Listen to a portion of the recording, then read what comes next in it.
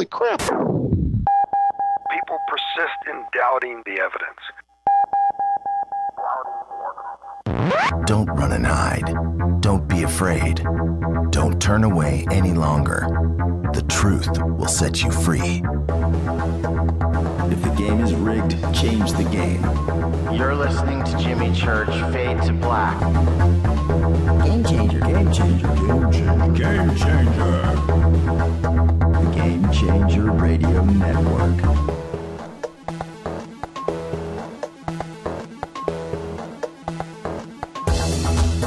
Recruiting all of our antennas towards Jimmy Church. And now, your host, the captain of conspiracy, the prince of paranormal. This ain't your daddy's radio network show. This is Jimmy Church, Fade to Black.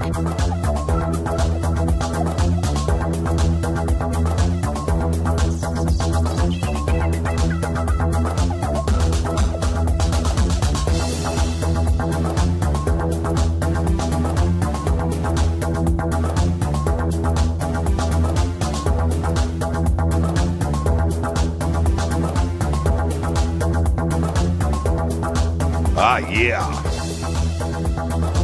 How you doing? Fade to Black. Tuesday.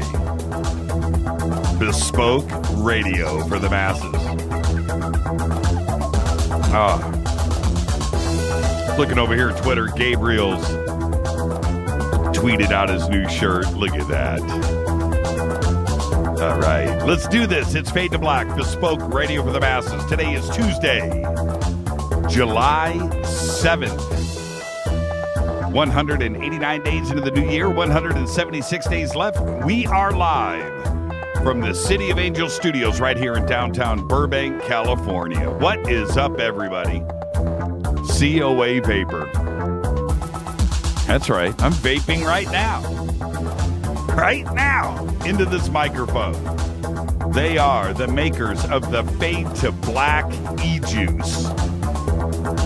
It's called Fader Loops. Saturday morning cereal, man. It rocks. Just go to the COA banner at jimmychurchradio.com. Just click, go, use the promo code Jimmy, Jimmy, for the Fader Not special. That is free shipping. Telling you. Stuff works. I'd like to welcome everybody listening all around the world, all across the United States, hither and thither, to and fro, back and forth, up and down, east and west, north and south, far and near. This is Fade to Black for KJCR and the Game Changer Network and KGRA, The Planet. I am your oh so humble host, Jimmy Church. Big proud salute to the men and women in uniform all around the world, fighting the good fight for us. For without them, there was no me, there was no you, there was no us, and you could not hear me right now. I really need you to think about that. Oh, yeah. With everything that goes on around the world, imperialism, by any country, all the problems and issues, always remember one thing. The freedoms that we have here in this country, everybody is jealous about. Think about that. Even the trolls have a right. What's going on? Tonight, we have back with us very good friend of the show, Freeman. It's been shortened. He used to have a last name, Fly. It was Freeman Fly. Now he's just Freeman. He's got one. I want one name. I do. How cool is that? Freeman, one of the great researchers out there, and it's frightening the amount of knowledge that Freeman has. And if you go to his website, everything is there. Just go to www.freemantv.com. And that is not a shameless promotion. That is the real deal. FreemanTV.com. And just go and surf, click, join, become a member. Do what you got to do, because the information that is on that website is extraordinary. and you wonder where I get my stuff, I go to a couple of places. One thing I do, I either call Freeman and talk for a couple hours, and then I got my show set. I know where I'm going to go. Or B, I just go to freemantv.com, and you should check it out. And tonight, Freeman will be with us. Very excited. Tomorrow night, William Henry will be right here on Fade to Black. All right. Thank you to everybody, by the way, that has subscribed to the podcast and bought T-shirts. This show has now, we're closing in on 2 years. Today is check this, 283rd show that we have done. I was reading today about a couple of other, people around the world that do things like this. And I was reading about this guy, and he's in the UK. It doesn't matter. But, and they said, yes, and he has done 800 shows over the last 5 years. And I'm thinking, we're going to do that in record time. And yeah, we're up to 283 shows. 300 is just a couple of weeks away. Think about that. Insanity. But where was I going with that? I was going there for a reason. Well, anyway, Freeman and I started this thing together, almost 2 years ago now that he was on with us for the first time. And I got into Freeman before this broadcast. When I was back doing sports, and I was like, who is this guy? And I had caught a couple of videos of his online, and I watched them, and I thought, this guy's who I want to be. He is right there in the thick of it, and he's not scared. And that was it. And somehow we found each other, and that goes without saying. We pulled that off. But I really respect Freeman and his research and how he presents it too as well. His website is just off the hook. So that being said, Freeman is on tonight. Tomorrow night, William Henry is right here. Let's get this show cracking. Are you ready? I got to do this. And if you thought that I had forgot or that I wouldn't, I am right now. Ringo Starr is 75 years old today. Happy birthday, Ringo. And I'm going to do it. I'm going to do it right now on Twitter. Right now. Here we go. All right. Let the action begin. Can Ringo Starr really be considered a drummer? There, I said it. Can Ringo Starr really be considered a drummer? I say this because I never took the guy serious. I just thought he was, I like to play a game. It's called Genius or Luckiest Man Alive, right? We should do that one of the Fader nights. We'll do Genius or Luckiest Man Alive. And we've done it before on the show. Genius or Luckiest Man Alive. And when I play that game, inevitably, somebody will go, Ringo Starr, Genius or Luckiest Man Alive. And I got to go, Ringo is the luckiest man alive. He is the luckiest man walking planet Earth. And then this week I saw something on television. It was a Ringo Starr special, and it was a bunch of drummers talking about Ringo Starr and how he influenced them. And I was like, really? I mean, some A-list cats too, man. Taylor Hawkins. And anyway, and I was like, really, is that the way that drummers look at Ringo Starr? I've never had a drummer go, dude, Ringo or Neil Peart, who's better? I never heard that conversation. I never have. All right, and this show is about conspiracies. This show's about ufology. This show is about the paranormal. This show brings the best every single night. So I got to say, is there a conspiracy out there with Ringo Starr? Is Ringo Starr really a drummer? There you go. I want to see Twitter. Let's go. Any drummers out there listening to the show right now? We've got a few. You know who you are. I want to know. What do you look at? How do you look at Ringo Starr? Follow us on Twitter, by the way, at JChurchRadio. It's very simple. The sandbox is hashtag F2B, and that is the sandbox. Come and hang out with us, and if you want to become a fader, you want to become a fader, just go to faders.org, www.faders, FADERS.org. That is the club. That is the club for all of those Fadernauts out there, okay? And if you're a new listener to the show tonight, inevitably there's all that new crowd that's coming in, heard about Fade to Black and stuff. This tonight's show is going to be one of those shows, like last night, Robert Schock. Wow, that was a barn burner last night, and that's what we do here. It is a long form conversation show. Let everybody know. I don't have questions in front of me. I don't.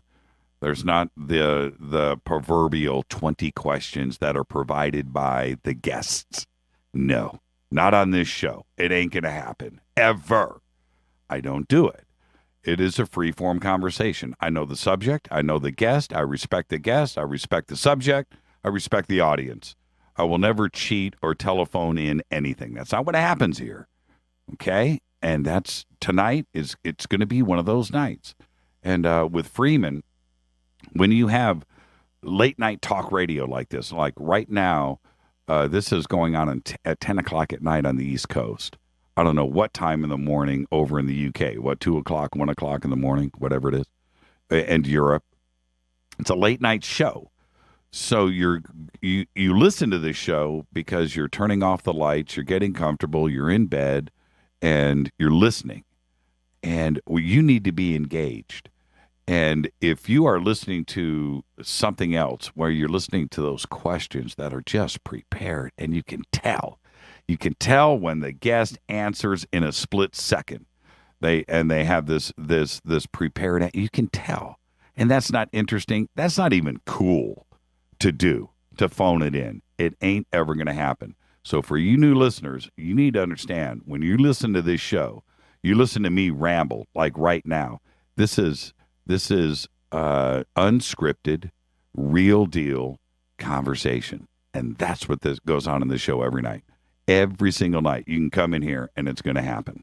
All right. And so, my point to all of that is, by supporting the show, either with one of our advertisers, Power Bites, City of Angels, National Tax Experts, any of the TalkStream Live, anything that you do with this show, support, go and click through the advertisers, or, it's the podcast, or it's T-shirts. But that's what keeps this show going. We have done this now for 2 years, 3 hours a night. Every single night, the best and the brightest are on the show. How do we pull that off? We pull that off from your support. And you always have to understand that. There's I've never come on the show and said, you have no idea about the expenses and how the show gets pulled off. It's daunting at best. It's insane, but we do, and we do it, and we do it for you. Okay? All right. Let's bust out our first break and our first advertiser. This is Fade to Black, bespoke radio for the masses. I'm your host, Jimmy Church, on the Game Changer Network and KGRA, The Planet. Tonight, Freeman is with us. Tomorrow night, William Henry. Thursday, Mike Barra will be live in the studio for Rock and Rule Trivia. Follow us on Twitter, at JChurchRadio. Email is jimmy@jimmychurchradio.com. It's the Tuesday edition. I'll be back right after this. Stay with us.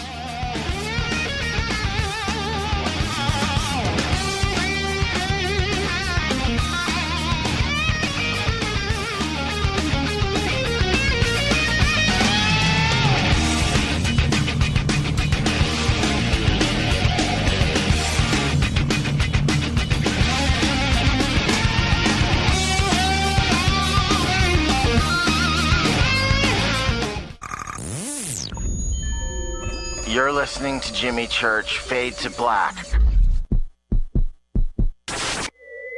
Fade to Black will now pause for alien identification.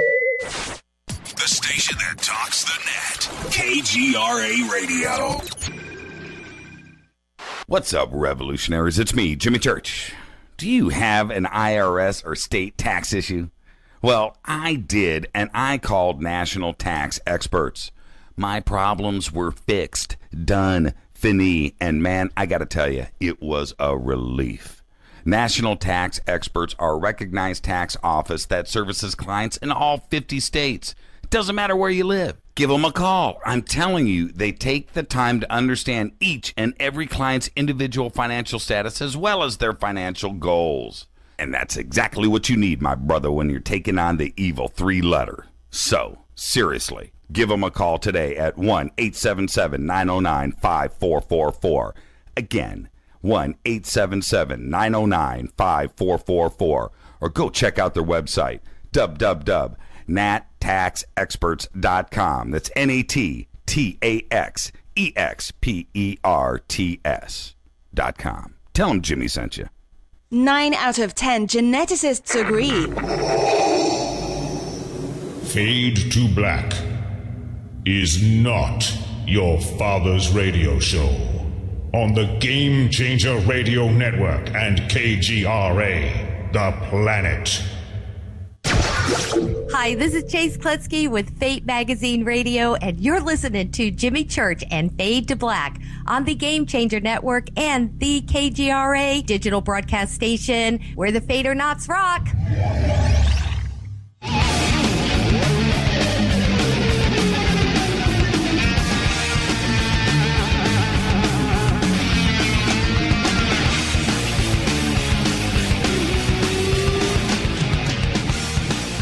Oh, yeah. Fade to Black. EnergyWave.com. Doing it right now. Oh, Power Bite. Oh, yeah. And you need Power Bites when you're dealing with Freeman. You got to bring your A game. You do. Love my Power Bites. I keep them right here in the studio. I take them every night on the air. I am not joking. Power Bites. Their link and banner is right there now at jimmychurchradio.com. You can go click on it, take you straight to their page. Everything is there. EnergyWave.com. The Green Turtle Bake Vitamin Company are dedicated nutritionists, and they have been producing Power Bites for over 20 years right here in the United States of America. They do. They produce high-quality nutritional dietary health supplements in small, fresh, potent batches, and they ship direct to you. To order, go to their website, energywave.com. Go to the banner at jimmychurchradio.com. Click on it, energywave.com. Use the promo code KGRA and get free shipping on your order. You can also call 1-800-TURTLE-5.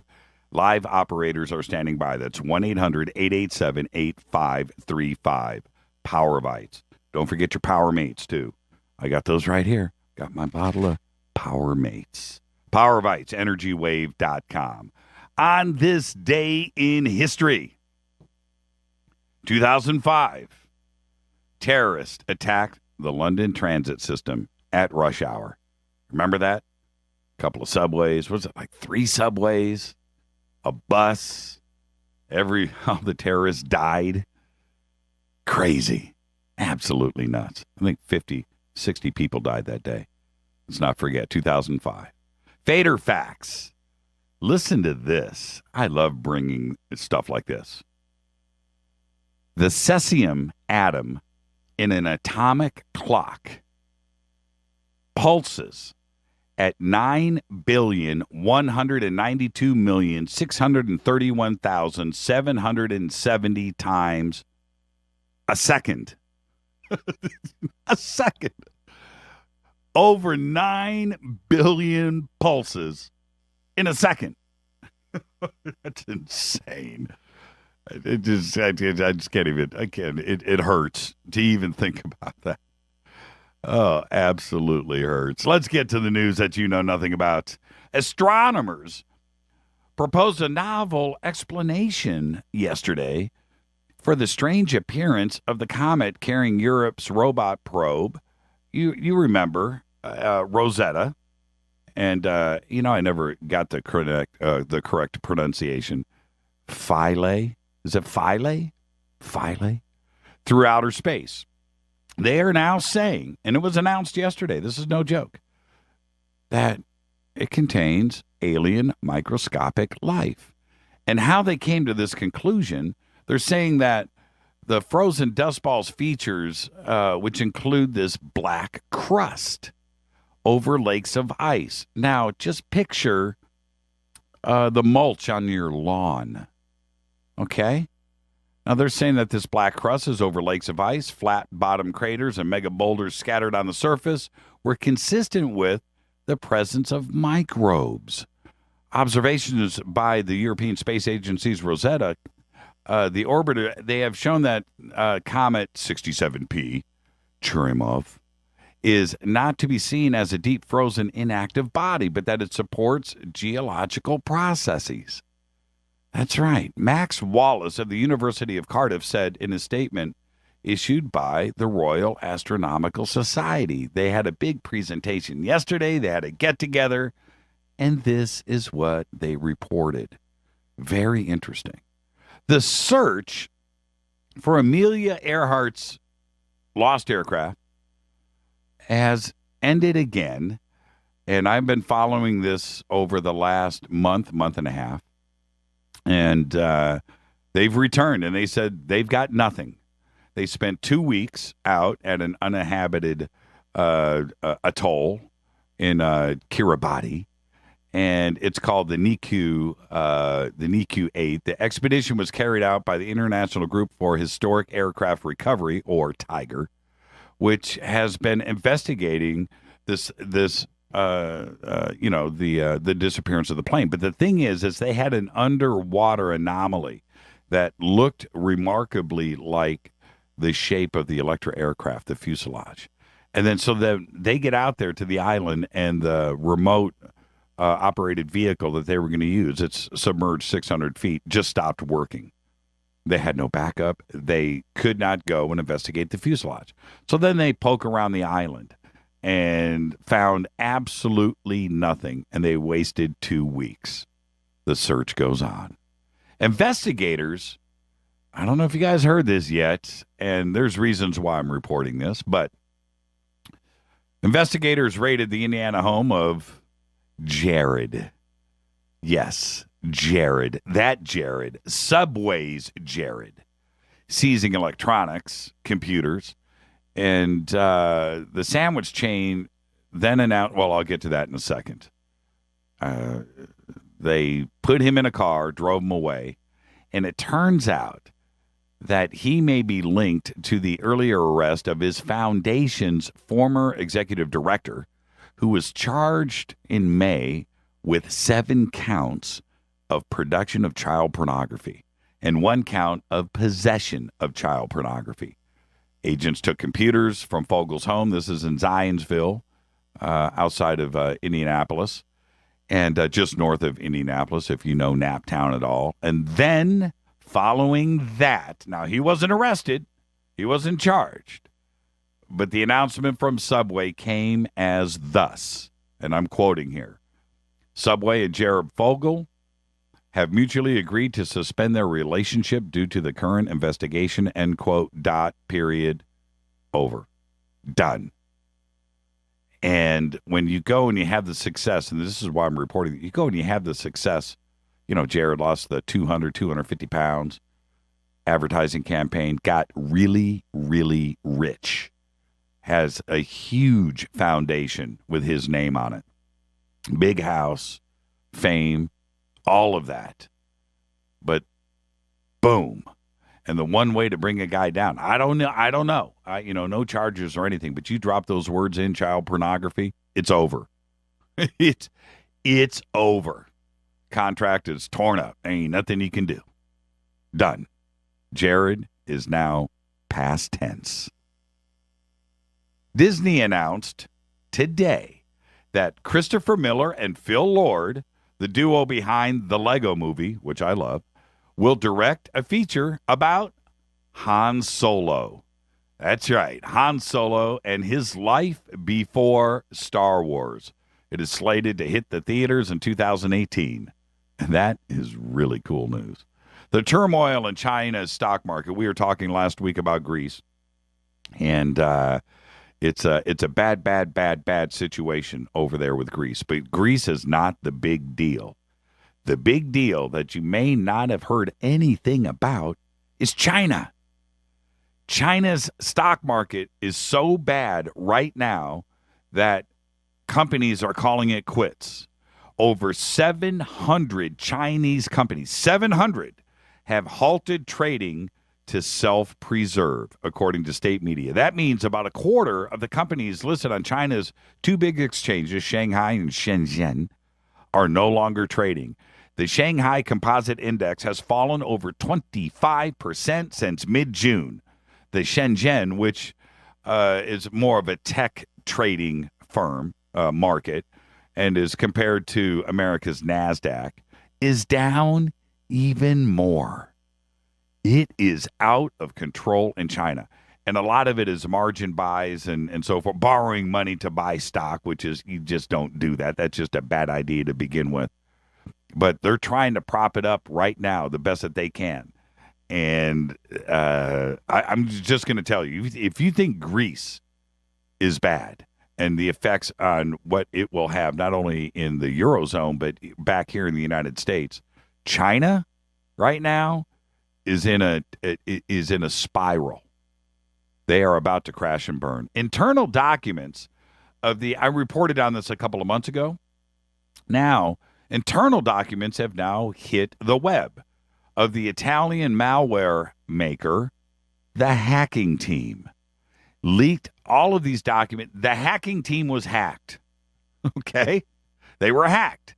And those documents are now posted online. And internal documents show that the FBI, the DEA, and the United States Army all made use of its controversial spyware, and it's called the Remote Control System, or Galileo. The FBI Secret Remote Operations Unit has been using hacking team software since 2011.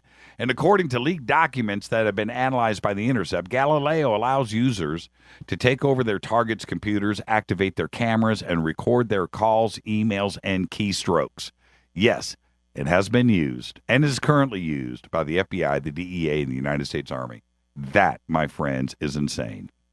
Satellite navigation systems receivers were the primary driver of the global space economy. Last year, according to the international nonprofit industry group, the Space Foundation, headquartered in Colorado Springs, satellite navigation, trust me, space economy is big business, big business. And GPS right now is the biggest. The space economy grew globally last year, over 2013, by 9%. Reaching a total of $330 billion. And it's an increase over 2013's $302.5 billion. A lot of money made here on planet Earth. There's a big chunk orbiting out there in orbit. This is Fade to Black, and that's part of all the news that you know nothing about. This is Fade to Black on the Game Changer Network and KGRA The Planet. I'm your host, Jimmy Church. Tonight, Freeman, just Freeman tonight, is with us. Tomorrow night, William Henry. Do follow us on Twitter, @JChurchRadio. Email is jimmy@jimmychurchradio.com. Thursday night, Mike Barra will be right here for Rock and Rule Trivia. I'll be back with Freeman Fly right after this.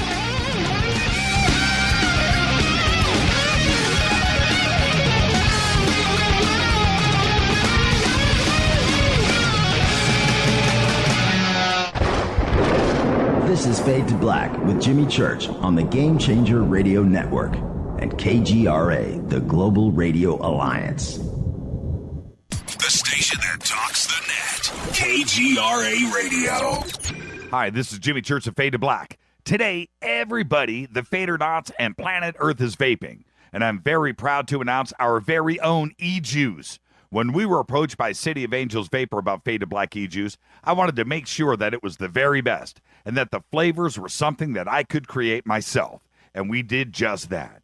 Introducing Fade to Black Fader Loops. This will take you right back to Saturday morning cartoons and your favorite bowl of Fruity Loopy cereal. Just click on the banner or go to www.coavapor.com. Enter the promo code Jimmy for the Fader Not special. That's www.coavapor.com. Go back, Lee Tappy. Hi, this is Ray Hobbs here, repping the planet, and you're listening to my good friend, Jimmy Church, Fade to Black, on the Game Changer Network and the KGRA digital broadcast station. Imagine no longer being tied down to your computer, but having the freedom to take live talk radio with you anywhere you go. TalkStream Live introduces our first ever iPhone application. The talk shows you follow now follow you, and your iPhone is now the fastest and easiest way to stay connected to the best talk radio on the internet. Let TalkStream Live transform the way you listen to radio. Listen to live talk shows 24 hours a day, 7 days a week. Mobile talk radio from TalkStream Live. Now available in the iTunes App Store. This is Toby Kebbell. You're listening to JimmyChurchRadio.com. Don't hurt me, Jimmy. I'm only little. Hey, I'm Adrian Grenier. And this is Ari Gold. We're the Honey Brothers. Yes. We're of the Honey Brothers. Hey, I'm Adrian Grenier. And I'm Ari Gold. We're the Honey Brothers. And you're listening to Jimmy Church. The Revolution. Attention, all Fader Knots. Studio Dome has a special deal on their SD1 Bluetooth speaker.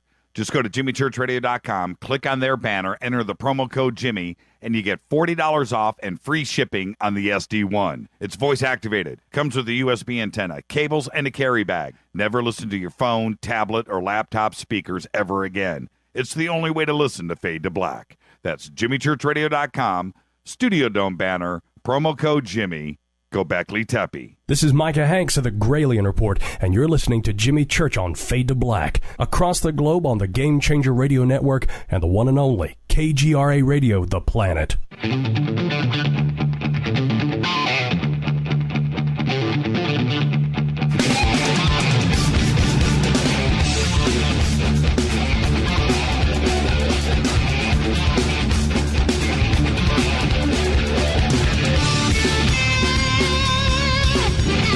All right, everybody, welcome back. This is Fade to Black, the Tuesday edition. Tonight, Freeman is with us. Tomorrow night, William Henry. Thursday night, Mike Barra will be with us live in the studio for Rock and Rule Trivia. But right now, let's do this. Freeman is an internationally known award-winning TV producer, filmmaker, radio talk show host, and lecturer. Freeman is considered an expert in the fields of the occult, trauma-based mind control, Illuminati symbolism, and ancient civilizations.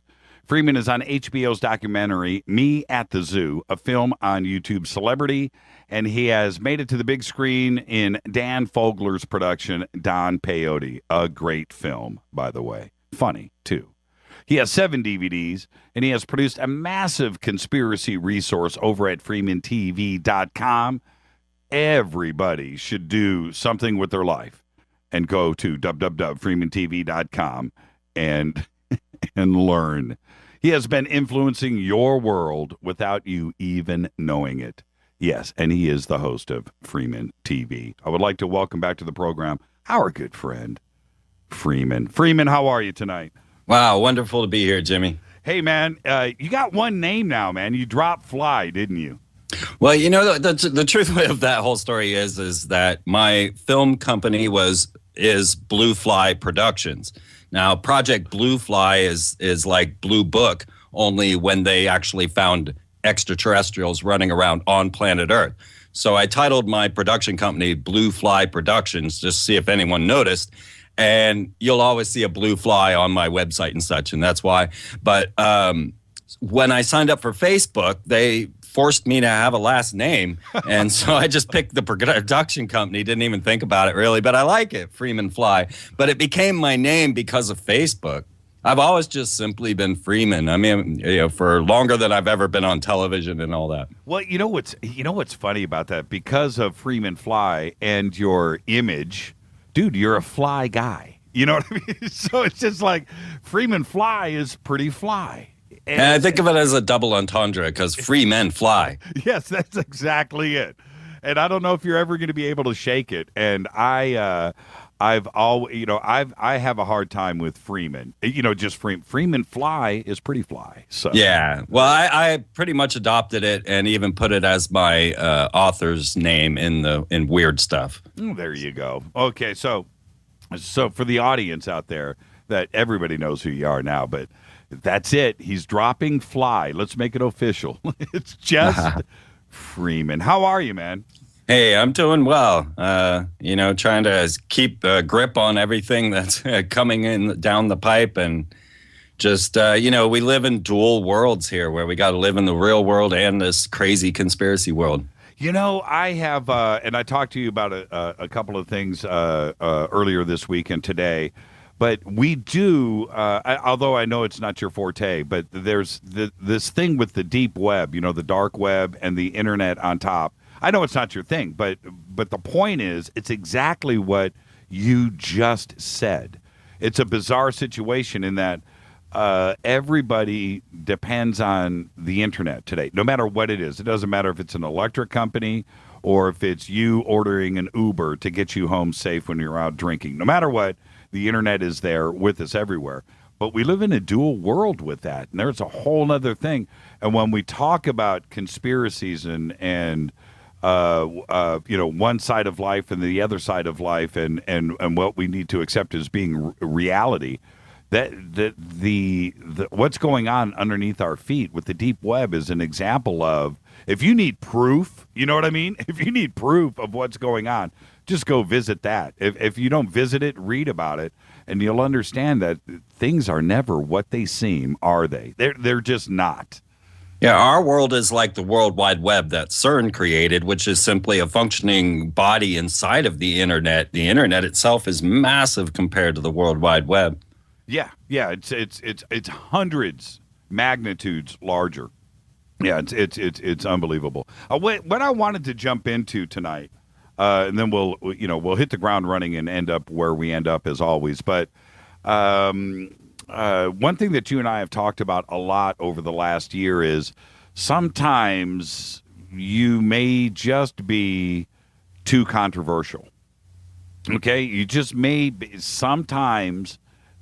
How do I want to say? It's easier to bury your head in the sand than to confront reality and your research and things that you've experienced and things that you want to talk about and get out there. How do you deal with that? And we're going to talk about this subject for a while. So how do you combat that? And is it frustrating? It's interesting. I once called into Coast to Coast as a random caller and tried to, there was a lady there taking the calls, and I said, they had asked if there was any UFO stories. So I had just had a large V-shaped craft fly over my head, and then I met the high priest of the Church of Satan, who's building a device to open portals for the old ones to enter. And I thought, well, hey, I'll call in. I'm as good as JC or anyone else. Right. And I laid that story on her, well, I just had a V-shaped craft and met the high priest of Church of Satan. And she says, well, what else do you got? I'm like, well, I've been wrapped up in this thing for a while. My dad was in Project Blue Book, was on Killer One submarine with Jimmy Carter. And I've had other UFO experiences and even kind of started to predict the future from after an abduction scenario. And she's like, what else do you got? Really? And I'm like, yeah. And I'm like, well, I once lived with the Bride of Christ who carried around the Holy Grail, and this was such a weird scenario. She's like, I don't think I can let you on. And so, and these are just life stories of mine that I could continue to list off, and even Coast to Coast doesn't believe my life. What's funny about that, in each scenario that you just said, this isn't stuff that you pull off the net or heard from somebody else. These are your own experiences. So absolutely. And honestly, that's one thing about my work is that it is my work. I began long before the World Wide Web was what it was. I mean, my first film on the occult meanings of corporate logos, I had to go around and actually take photographs of the corporate logos I wanted to talk about because there was no Google image. You couldn't just go, copy it over. There was none of that when I started. So a lot of the information that people have has really come from my source, and I am a source. I am not a repeater. I'm not someone who's taken David Icke and, you know, all the other people and putting it together. This is my own research, and it's been consistent, concise, and now that I've laid it out there for the public to start to mull over, and I hear people talking about corporate logos and their Masonic meanings, and I know for a fact that that came from me, or that Monster Drink logo is 666 in Hebrew. That came from me. And when I watch this, now I'm not saying I'm at all envious or anything. When I watch this, what I have to do then is try and maintain what I believe is the truth, because fanaticism gets boiled in there and they start grabbing on these pieces and they're expounding on just pieces, trying to, you know, further their belief system. So now it's my job to come around and kind of put out the fires and say, okay, now you're getting fanatical with this, but we need to understand the science of it, because my work has been consistent and I have not been wrong yet. Now I want the opportunity to hear this experience with the V-shaped craft and the Illuminati witch, or is that how you put it? Well, actually, he was a high priest in the Church of Satan. Okay, Church of Satan, Illuminati. Okay. I got it. I was off a little bit. Right. Crazy story. I was invited to do a conference in Portland called ESOZone, and this was actually the first time I had ever spoken on stage. And, of course, everything I've ever done is filmed and on my website. It's Crazy Time, where you never lose a word you've said. But I was off on our way to ESOZone. I had two friends in the car with me, and we're heading up Highway 84 in Utah. And we had just been diverted into Ogden. Now, Ogden is curious because that's where all of the income taxes for the west side of the United States are collected. And there's this massive Mormon temple there that looks like some extraterrestrial castle. And all of a sudden, we're being guided off the highway. It's about 2, 3 in the morning, and we're being pulled into this Ogden. Now, I thought the name of that place was intriguing because Og is the land of the giants. And right, so we're like at the den of giants, and there's this massive extraterrestrial Mormon temple. And I had a kind of a magical fellow in my car, and he's like, we're making all these lefts. They're putting us through a pentagram ritual around the town. And we had to go through like 5 lefts to get back to the highway through Ogden. Don't know why. But then we're back on the highway heading up 84, and I see what looks like a giant Venus off in the distance on the horizon. But it was really too big to be a planet. So I kept my eye on it. I pointed it out to the two fellas. One was driving. I was in the back seat, another in the passenger seat. And as this ball started getting bigger and bigger, I started to get more and more excited. I grabbed my video camera. I jump out the window. The driver himself didn't stop. But as it got close enough, what we saw was the body of the craft itself was pretty much invisible to us, but it appeared to be a V-shaped craft because it had 4 blue plasma balls underneath the V of it. And then in the center of that V at the nose was more of an hourglass shape that was orange. And this, to me, was more the description of what people saw in the Phoenix Lights than what the news projected as what was the Phoenix Lights. And when it flew about 10,000 feet over our heads, because there was a mountain just to our right, and it just skirted right over. Now, there are secret bases right there in Utah, Air Force bases and all of that right in that area. But so this craft, I understood I've looked into the anti-gravity patents. There's a great book called The Anti-Gravity Handbook, which expresses the idea that anti-gravity is formed by having pocket-sized particle accelerators like CERN that spin on a gyro and generate gravitational fields in whatever direction you want the craft to fall. Okay. And so what I saw as these plasma balls on the V-shaped craft, to me, appeared to be just that, the anti-gravity type craft. So I immediately thought that this was high military. Right. It did not feel extraterrestrial. I mean, I'm just going on intuition. Right. But so we're freaking out. And you can, none of it showed up on film. But I filmed our reaction to the situation. And I found this very curious, too, because my two friends immediately began debating an invisible foe. They were saying, well, it wasn't jets. It wasn't helicopters. And we all knew darn well it wasn't either of those. And I'm curious as to what they're arguing. And I'm filming them without them knowing it. And I'm waiting for them to describe the craft so that I could get it, on film from their reaction. But I had to actually kind of push them a little bit to describe what they were seeing and what they just saw to get it on film because the craft didn't come out. And so just the final coup de grace of this whole story, well, there's actually a couple of bits and pieces here, but we make it to the conference. I get up on stage. I do my whole talk, and it's mostly on trauma-based mind control. And I have this 11-minute film that I edited to play so I could run off stage for a minute, take a break, and then come back.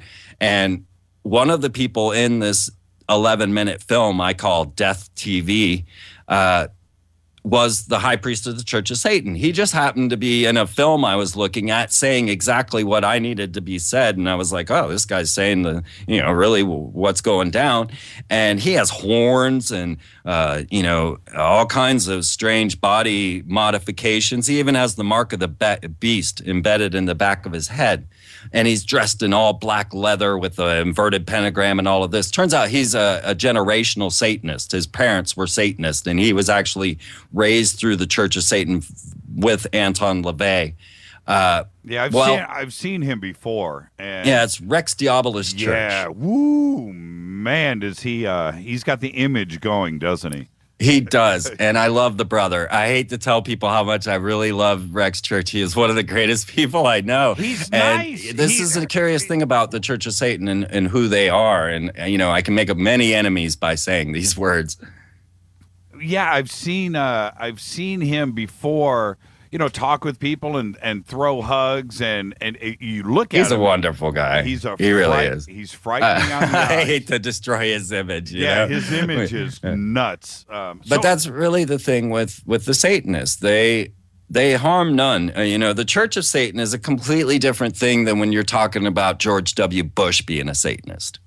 I would call one baby eaters and the others disgruntled. Really? The Church of Satan members, they aren't practicing these type of satanic death rituals that you hear about. It sounds like almost you've been mesmerized by them. I mean, are you being straight? I wouldn't want to piss them off. I'm just saying, could they, get around a big cauldron and start throwing some strange roots in there and put a curse on me and my show? I mean, they can, yeah, absolutely, and they would. Okay. Yes, without a doubt. If you turn on them, they'll turn on you 10 times as hard. Okay. So yes, absolutely. But that's not why I'm saying I like Rex. Okay. I'm not afraid of Rex. He happened to be right there in the audience, and I'm thinking, oh my God, there's this horn guy, and he's in my movie. He's about to be in my presentation. I hope I don't make him angry. Right. Yeah. And so, and what was the and the other half of the story is this conjuring of the hole to bring in spirits. And how did that come about? Well, Rex actually is developing this massive device. I have him describing it on my website. It's a massive device that I forgot the terms and the magical realms of what he uses in there. This orgone mist, and it's huge. And he wanted to set it off December 21st, 2012. And he honestly said that this was a device to open a portal for the old ones to enter and wreak havoc and destroy the New World Order. Wow. So that was his goal. Yeah, he hasn't finished it. It's been an epic project for him. Have you seen it yourself? No, I've only seen pictures, and it's massive. Wow. So, not to wreak havoc on the earth, just on the NWO. That was it. Yeah. Wow. Okay. What was the? I wrote this down. The Holy Grail. What? Who carried the Holy Grail around with them? I used to travel around. I did, and you learn a lot as a nomad. You learn a lot if people could take up the hobo ideal and just go home free for a time, you'll learn that God is in your life and that you are being handed your life when you are open to all possibilities. Sure. And things that you would never ever think of will happen to you. And they're all wonderful and amazing. Well, one day I decided to bike across the United States. I didn't make it. I didn't make it anywhere. I had ended up, we were looking for the Rainbow Gathering, and I ended up at this lady's house. Well, okay, it was actually an abandoned high school that this old man had bought and let this family live there. There was a lady with her 11 children living there, and she would love it if she knew that I was talking about her right now. Her name was Rose, and she had found in her backyard, her and her mother sat there and told me stories of living in the house that the exorcism happened, that her dad had bought the house for something like $50, a weird story like this. But now I would have discounted one of them telling me these stories, but the two of them bouncing off was just kind of, you're like, wow, do I really believe this? So they say they lived in the house the exorcism happened, and that she was out digging in the backyard and found this strange meteorite bowl. Now, I have seen this thing. It's porous. It's not good for anything. It has a convex face inside of it that could be a cat or a bear, but the whole thing is actually porous and made out of a meteorite. And she said that the small man, the exorcism supposedly, according to them, actually happened to a small man. So people can fact check on this and see if she was lying to me or not. And that he had completely white eyes. And he showed up one day asking Rose if she had found something. And she lied and said, no, I hadn't found anything. And she took this bowl, and her father took the bowl and used it as an ashtray in the military for a number of years before she got it back. And she says, you see how bad things got when the Holy Grail ended up in the military's hands as an ashtray. But she actually would carry this thing around, wrapped around her waist, and to keep it close to her womb. And there were so many mysterious things that happened at this house, like Secret Service agents coming up, introducing themselves to me and going away without another word. There was strange people filming, and we would film people filming us. And we were just this, family of, I was just checking it out. I ended up staying there a couple of months to just see what it was like. And the children were all amazing, and living in that kind of freedom is really just wonderful. And everybody should experience a moment of not having to live in the rat race. Right. But the Holy Grail itself actually had like images in the pores that seemed to tell kind of a story there. Oh, and on the back of the Grail, when on the front side there were in the pores like a tie-dye, you could see perfect images, and on the front side it was two Native Americans sitting back to back, one looking like he had a broken arm.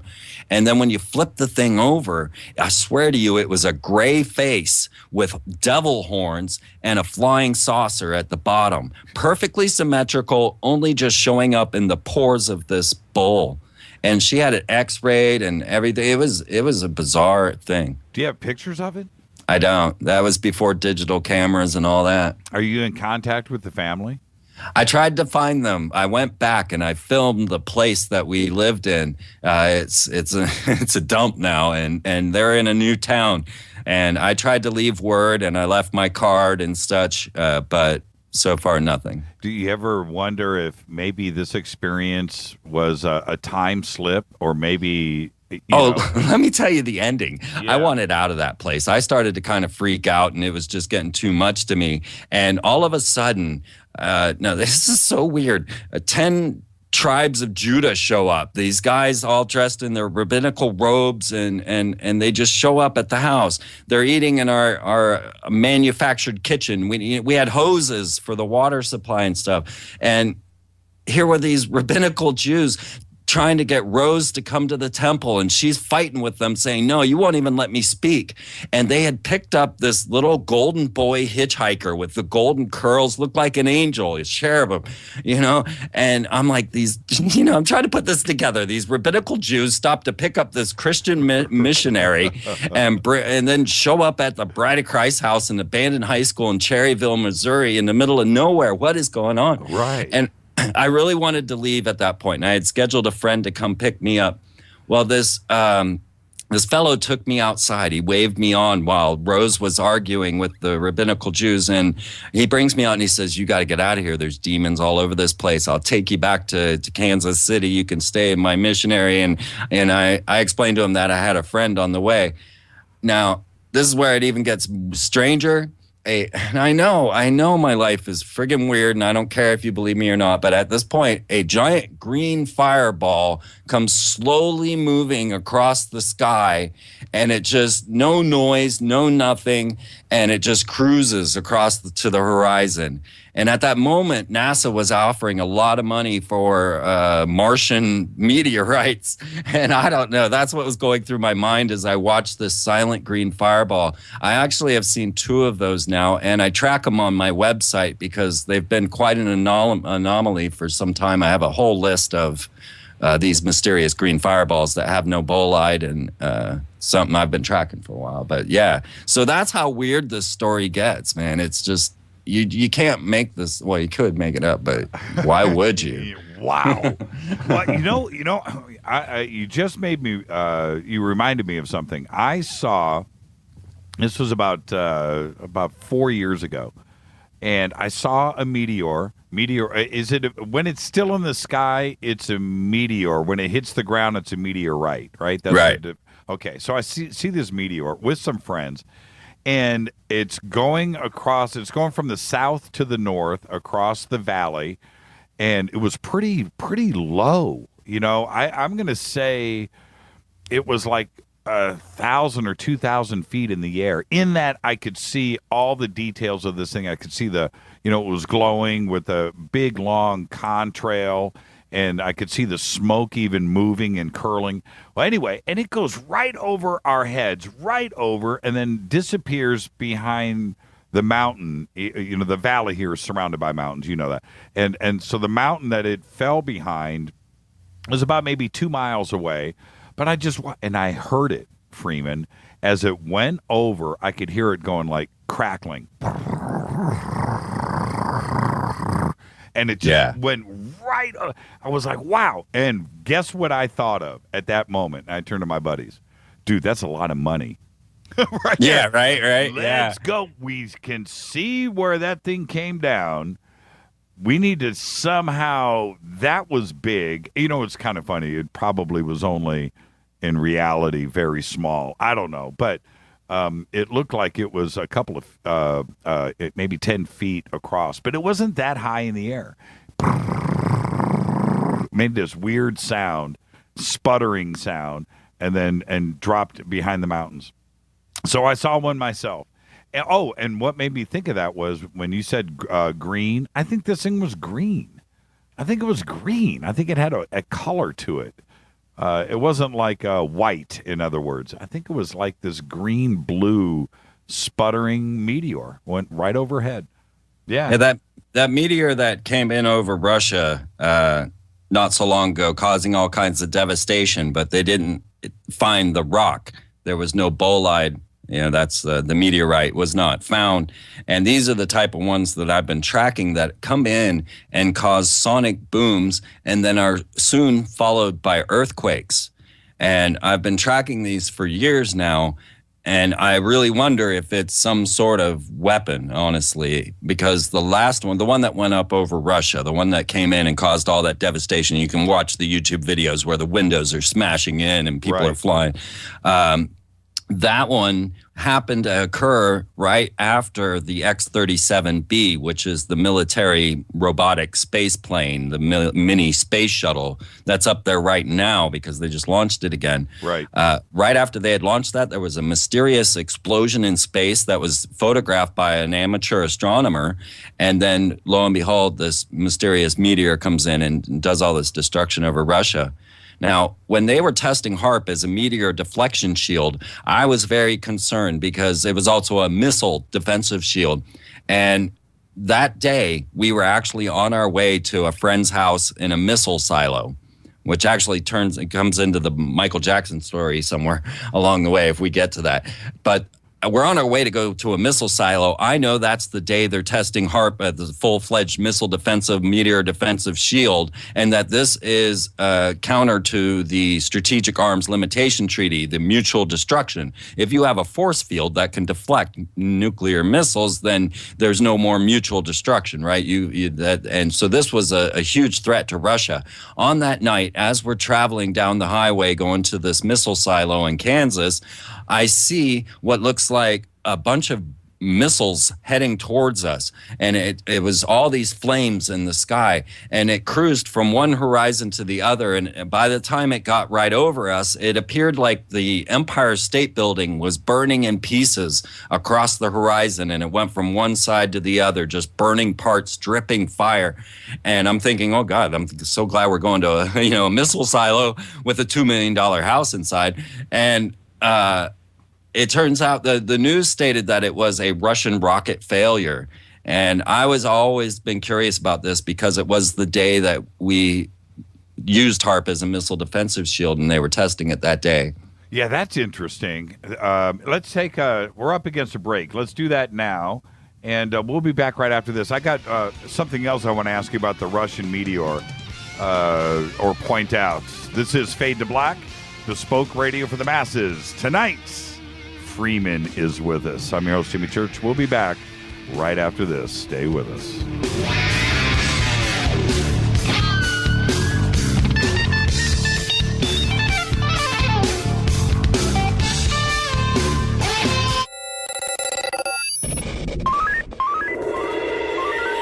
Way out here, we listen to Jimmy Church. You're listening to Fade to Black. Always on the edge of the hottest alternative talk. Jimmy Church with Fade to Black. KGRAradio.com. Hey, everybody. What's up? Jimmy Church of Fade to Black. And check this out. The 2015 MUFON Symposium will be held this September 24th through the 27th in beautiful downtown Irvine, California. Expanding ufology, opening new doors in academia, industry, and media. Former Defense Minister of Canada Paul Hellyer will be there in person. Former CNN news anchor Cheryl Jones, TV news journalist Jaime Maussan, and MUFON's chief photo analyst Mark D'Antonio. They're just a few of the growing list of names for the 2015 event. It's September 24th through the 27th at the beautiful Hotel Irvine. Get your tickets today at MUFONSymposium.com. That's MUFONSymposium.com. Go Beckley Tepe. ¿Qué tal, mis amigos? Yo soy Mario Carson, el tiburón, y los invito para que escuchen a mi buen amigo Jimmy Church Radio. ¡Claro que sí! Did you ever turn to your radio for your favorite talk show to find that it's been preempted for this? In the air, to deep right center. Back goes Lewis to the wall, and it's all here! Or this? And I'm ashamed of you, Hillary, for voting for it. Do you have a favorite talk radio program that's not available in your city? Just go to TalkStreamLive.com for links to the best streaming talk radio shows. At TalkStream Live, you will find live talk shows 24 hours a day, 7 days a week. All your favorites are here. With such a large selection, you will also discover some new favorites. On the go and still want to listen? With the mobile smartphone, simply type TalkStream Live on your internet browser. Now you can take internet radio with you. You will also find hundreds of music, news, and sports streams. Best of all, the TalkStream Live directory is free and there's never a login required. Remember TalkStreamLive.com, the fastest route between you and your favorite talk radio show. You are listening to Fade to Black with Jimmy Church on the Game Changer Network. Oi, oi, I'm Reese Evans. You're listening to Jimmy Church. This is Revolution. The revolution will not be televised. The revolution is on radio. Ciao.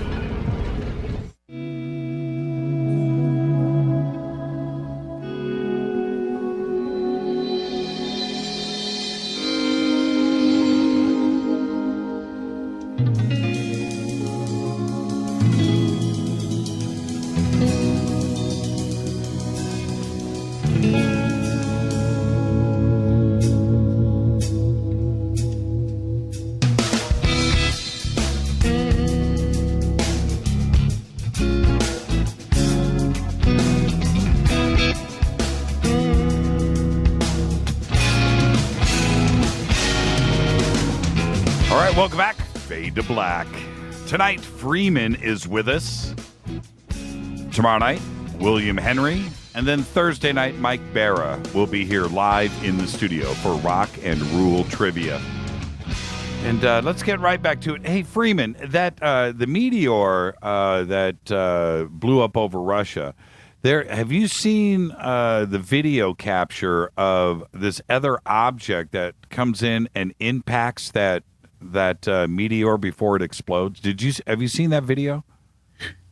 No, that all sounds really familiar, but no. It looks to me like two things, and I'm not making this up. Either we shot it, Russia shot it, or a UFO shot it. It's like this crazy little white spot comes in and streaks across and impacts it right in the front. Right. I kind of remember that now that you're saying it. Yeah, that's a crazy, and it makes me wonder if it was a meteor at all, because like you said, they never really found anything. I know that they thought that they found like an impact in a lake, like into this ice, but and even that was small compared to what that thing was purported to be, and what you see in the video and the destruction and the sonic boom and everything else that happened.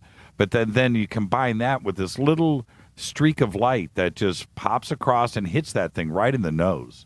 And I mean, earthquakes, I have so many of these. Sonic boom, followed by an earthquake. Happened in Anchorage, Alaska, when they were testing HAARP again, and a meteor came directly over the HAARP facility, caused this massive sonic boom. It's in the Anchorage Daily News. You can go look it up. They whole denizens of Anchorage were thinking it was the end of the world, and then an earthquake hit, which it was totally out of character. I don't know if they've ever had an earthquake in Anchorage, Alaska, but it didn't seem like it by the reports. Right. Listen, I've got a couple of requests. Number one, Freeman has to tell us the Michael Jackson time travel story. I've got that booted up for you. What is? Let's go. I gotta. Man, this is where our world is at, folks. So listen closely, because this is what's going on. Now, let me just open with the International Business Times, who reported good news for fans of Michael Jackson who are still grieving his demise. A clone of the dead star may be among us very soon, as he has reportedly cloned himself before his untimely death. The quote goes on to say that Jackson desperately wanted a clone of himself to be made in order for someone to carry on with his music and legacy even after his death. To make his wish a reality, he had even made safe deposits of his sperm in 3 different medical laboratories across the world. Okay, Michael Jackson was one that was seeking this immortality and had the money to do so. He hired a roboticist, and this ties into my story of the missile silo house, because that house is in a movie called Home Movie. It's a documentary on strange homes, and my friend in the missile silo happened to be one of those. And so I was watching the film to show my friend, because we were going to go visit him, and I'm watching The Robot House. And this is on YouTube. You can find it, The Robot House from Home Movie. And the roboticist of this house designed a robot. He admits it on camera, for Michael Jackson to transmit his soul into this robot called E-Rock. Okay, so Michael Jackson was seeking this mind transfer technology and a robot to house his soul. But of course, Michael Jackson, although he does a really good robot, couldn't live as a robot. So he carried on, and he gathered together with a strange character named Uri Geller. I'm sure you know him. Yes. So Uri is the Israeli psychic that's able to bend keys, and he is used, according to people like Peter Levinda, he was used in the channeling of the Nine. And he was the recipient, the psychic that would take the messages from this group called the Nine. Mm-hmm. Some of us believe that connects to the Egyptian gods known as the Ennead, or what is known as the Nine. Mm-hmm. And Uri Geller then comes out and, like a Tomorrowland scenario, says, no, this was not the nine. This was not the extraterrestrial gods. This is a supercomputer called Spectra that's orbiting our planet and is communicating with us. So that was Uri Geller said that they were pranksters and that he wouldn't listen to them and they had to get other psychics. Now, this is saying that there were elite gathering together in barns to channel these interdimensional extraterrestrial beings utilizing these psychics like Uri Geller. Well, Uri Geller and Michael Jackson got together, and you can see this. I have a film all about it, Aliens from Hell. And they started seeking a clone, and they wanted this immortality. So they actually met up with the Raelians. Now, if you don't know, Ra-El is a gentleman named Claude Verilion, and he used to be a magazine writer on racing, car racing. Yes. And so he then was contacted by Yahweh in a flying saucer in the French Pyrenees and given this symbol of a swastika interwoven with the Star of David and was commissioned to build the embassy for the extraterrestrials return, the Elohim as they call them, and build an embassy in Israel with a flying saucer swimming pool and that Star of David with the swastika in the middle of it in the center of Israel. Now, of course, these guys have had spreads in Playboy and they've been around and there's a lot of followers to Ra-El. Well, Michael Jackson met with them because they are the main funders for Clone Aid. Now, Clone Aid announced that they had birthed their first clone, Eve, on December 21st or 5th, 1999 or 2000. Right. And they have claimed to clone many people since then, including a dead Japanese boy, baby for lesbians in Florida, things like that. And so this is what Michael Jackson was into. He was seeking all of this, plus being in contact with these high elite that are also channeling interdimensional beings using, psychic means. And well, you can see on a film of Michael Jackson, My Day with Michael, I think it was called or something, where this guy follows him around. It was the time that he held poor Blanket out over the balcony and everybody gave Michael all that flack over this. Right. Now, let's think about Michael's babies. Blanket, I don't remember his real name, but they just call him Blanket. No one even knows who his parents are. Okay, the mother that gave birth to Blanket was not the egg, and the sperm, no one knows. So we don't even know, right? This is a designer baby. And then, of course, Paris and the other child, they also are designer babies. So he, of course, had front women that were supposed to be with him, even a Presley, right? Right. But he had designer babies as well. That's why they're blonde-haired and blue-eyed babies. I mean, come on.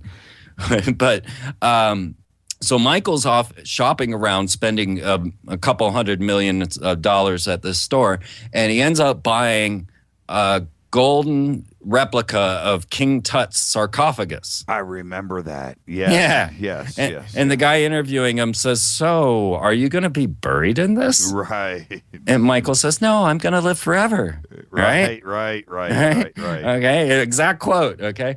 And next thing we know, we have this strange character coming up for the O2 Arena, last Michael Jackson, big deal, 3 weeks at the O2. And this guy is not Michael Jackson. Whoever that person is, he's an impersonator, maybe a clone, don't know. But he's not Michael. You can see the film. It's on my website. You can see it on YouTube. Anyway, you'll clearly see it's not Michael. So all of a sudden, Michael dies, right? And out of the blue, blah, blah, blah. And, if you watch the making of his music, of his concert, you'll see that he's alive, he's going, everything's, great for him. Anyway, now he's mysteriously dead. Well, a month after his death, now I got to add that Michael Jackson's shadow was seen in the news report as they were at his house. You could see Michael Jackson pacing. Yes. They call it Michael Jackson's ghost. There's video footage of Michael Jackson climbing out of the back of the coroner's van. Yeah. Right? Seen okay. It. Yeah. So all of a sudden, a month later, everyone suddenly noticed that there is a bust of Michael Jackson in the Chicago Museum from Akhenaten's Egypt.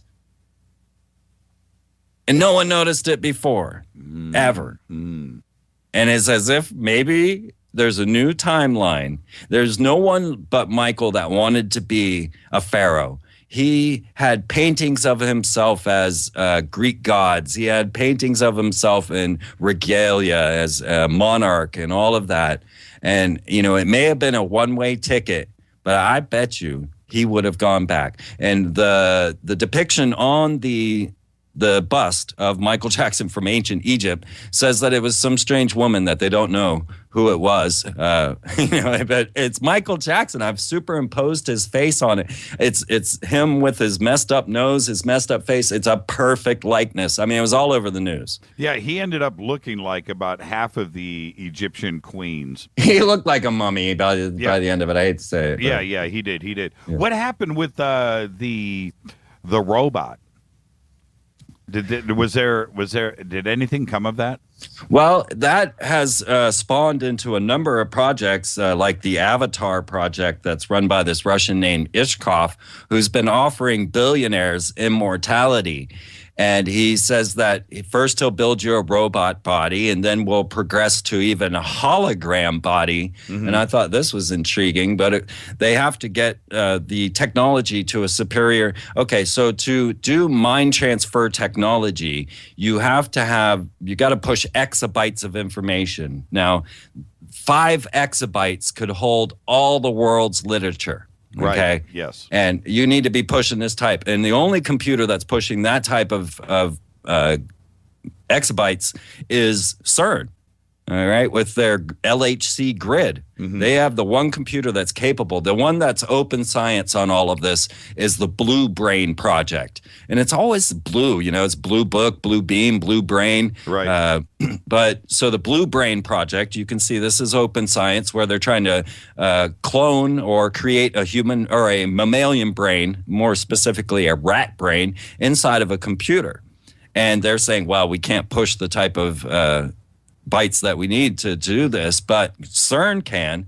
And we currently have a telepresence robot on the International Space Station. He's called Robonaut 2 or R2. He's up there right now doing things around the International Space Station. And you can actually put yourself into that robot and work inside of the space station. And then also the X-37B, the mini space shuttle I was talking about, the military secret space shuttle that's right up there now, right, which stays up there, you know, two and a half years. Right.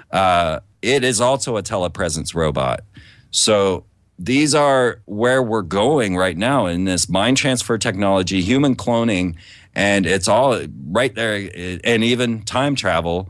Because I did interview the head of the Time Travel Institute, the Anderson Institute, and as soon as he was done on my show, he said he was going to go black. We've never heard from him again. Never. He was on Coast once too. Yeah, David Anderson.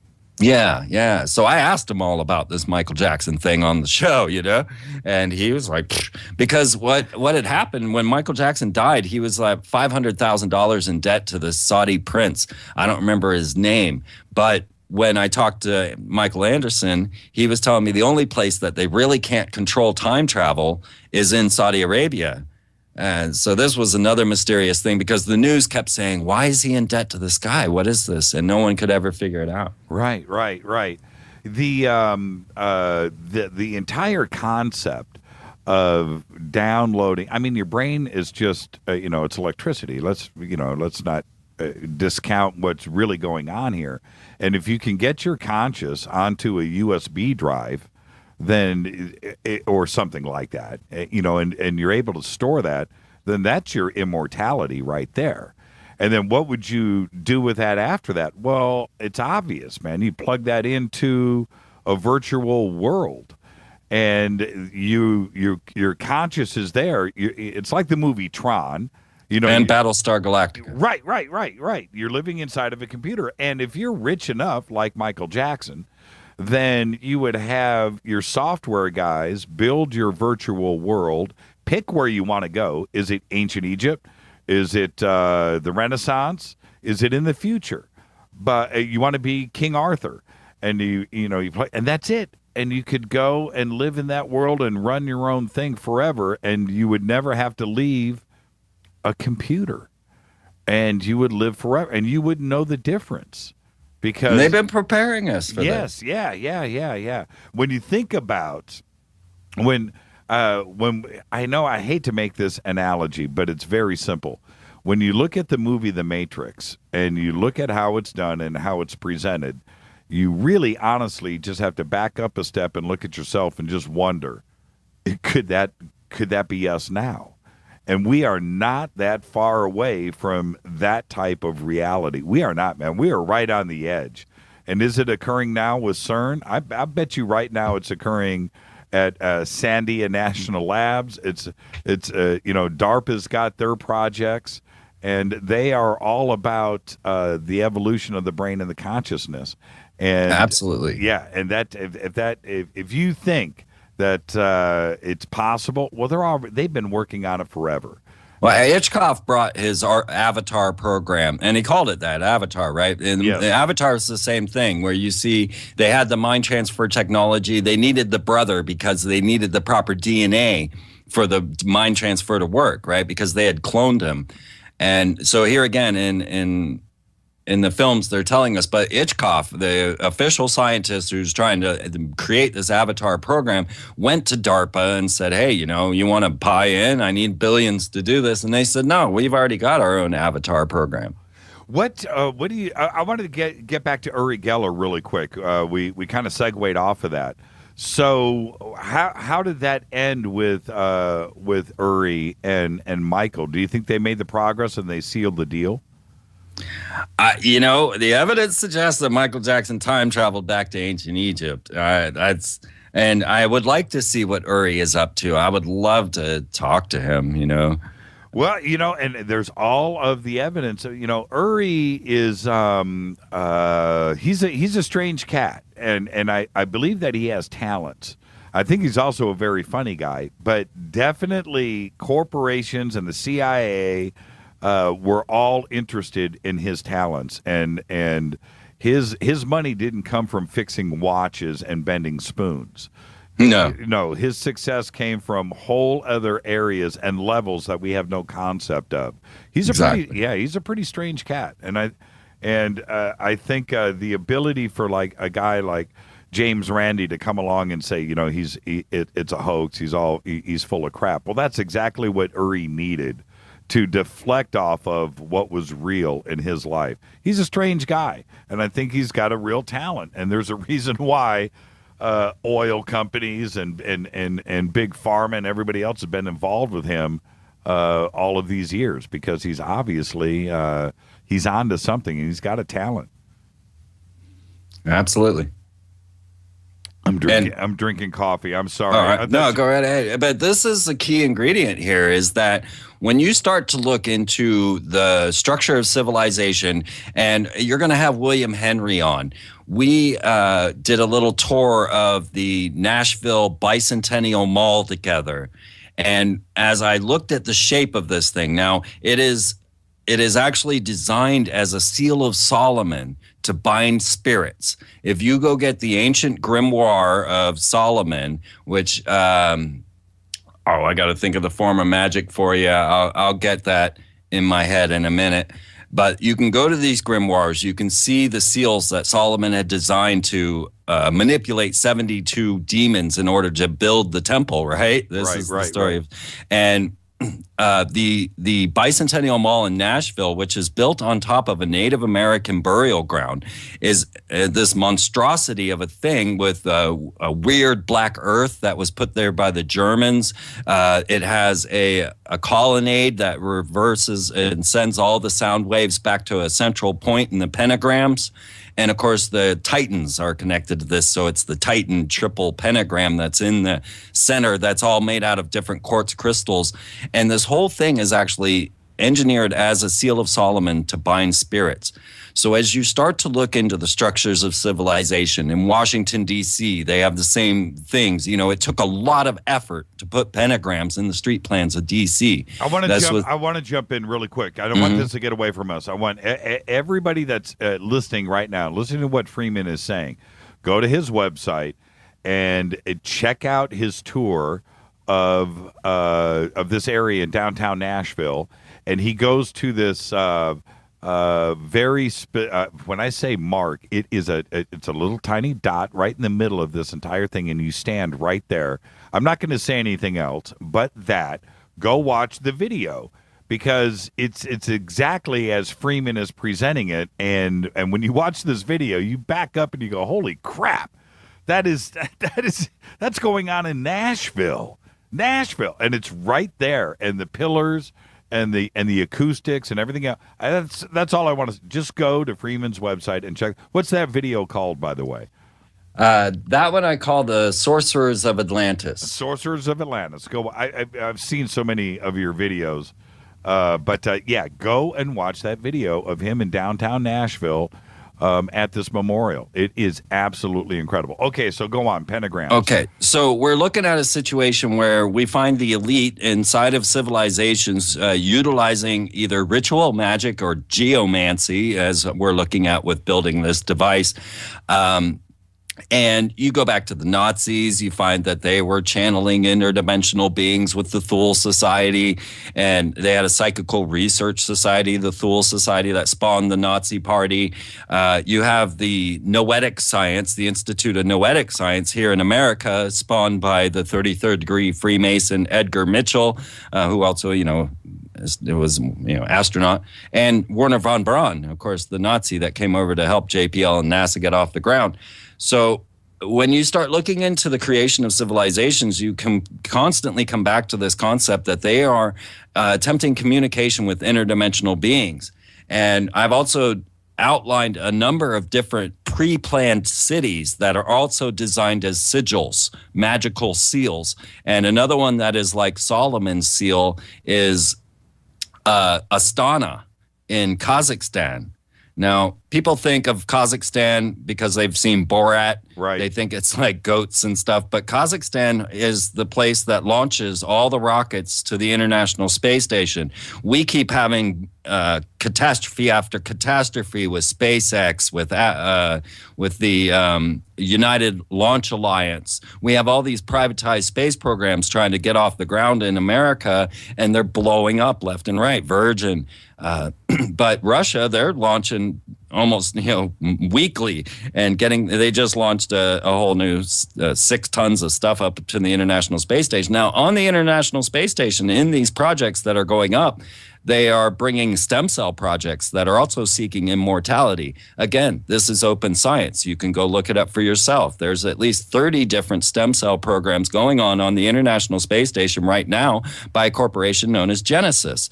And so Kazakhstan is not this low-budget place that Borat puts out. They actually have the most sophisticated city in the world. They're building the first indoor city right there.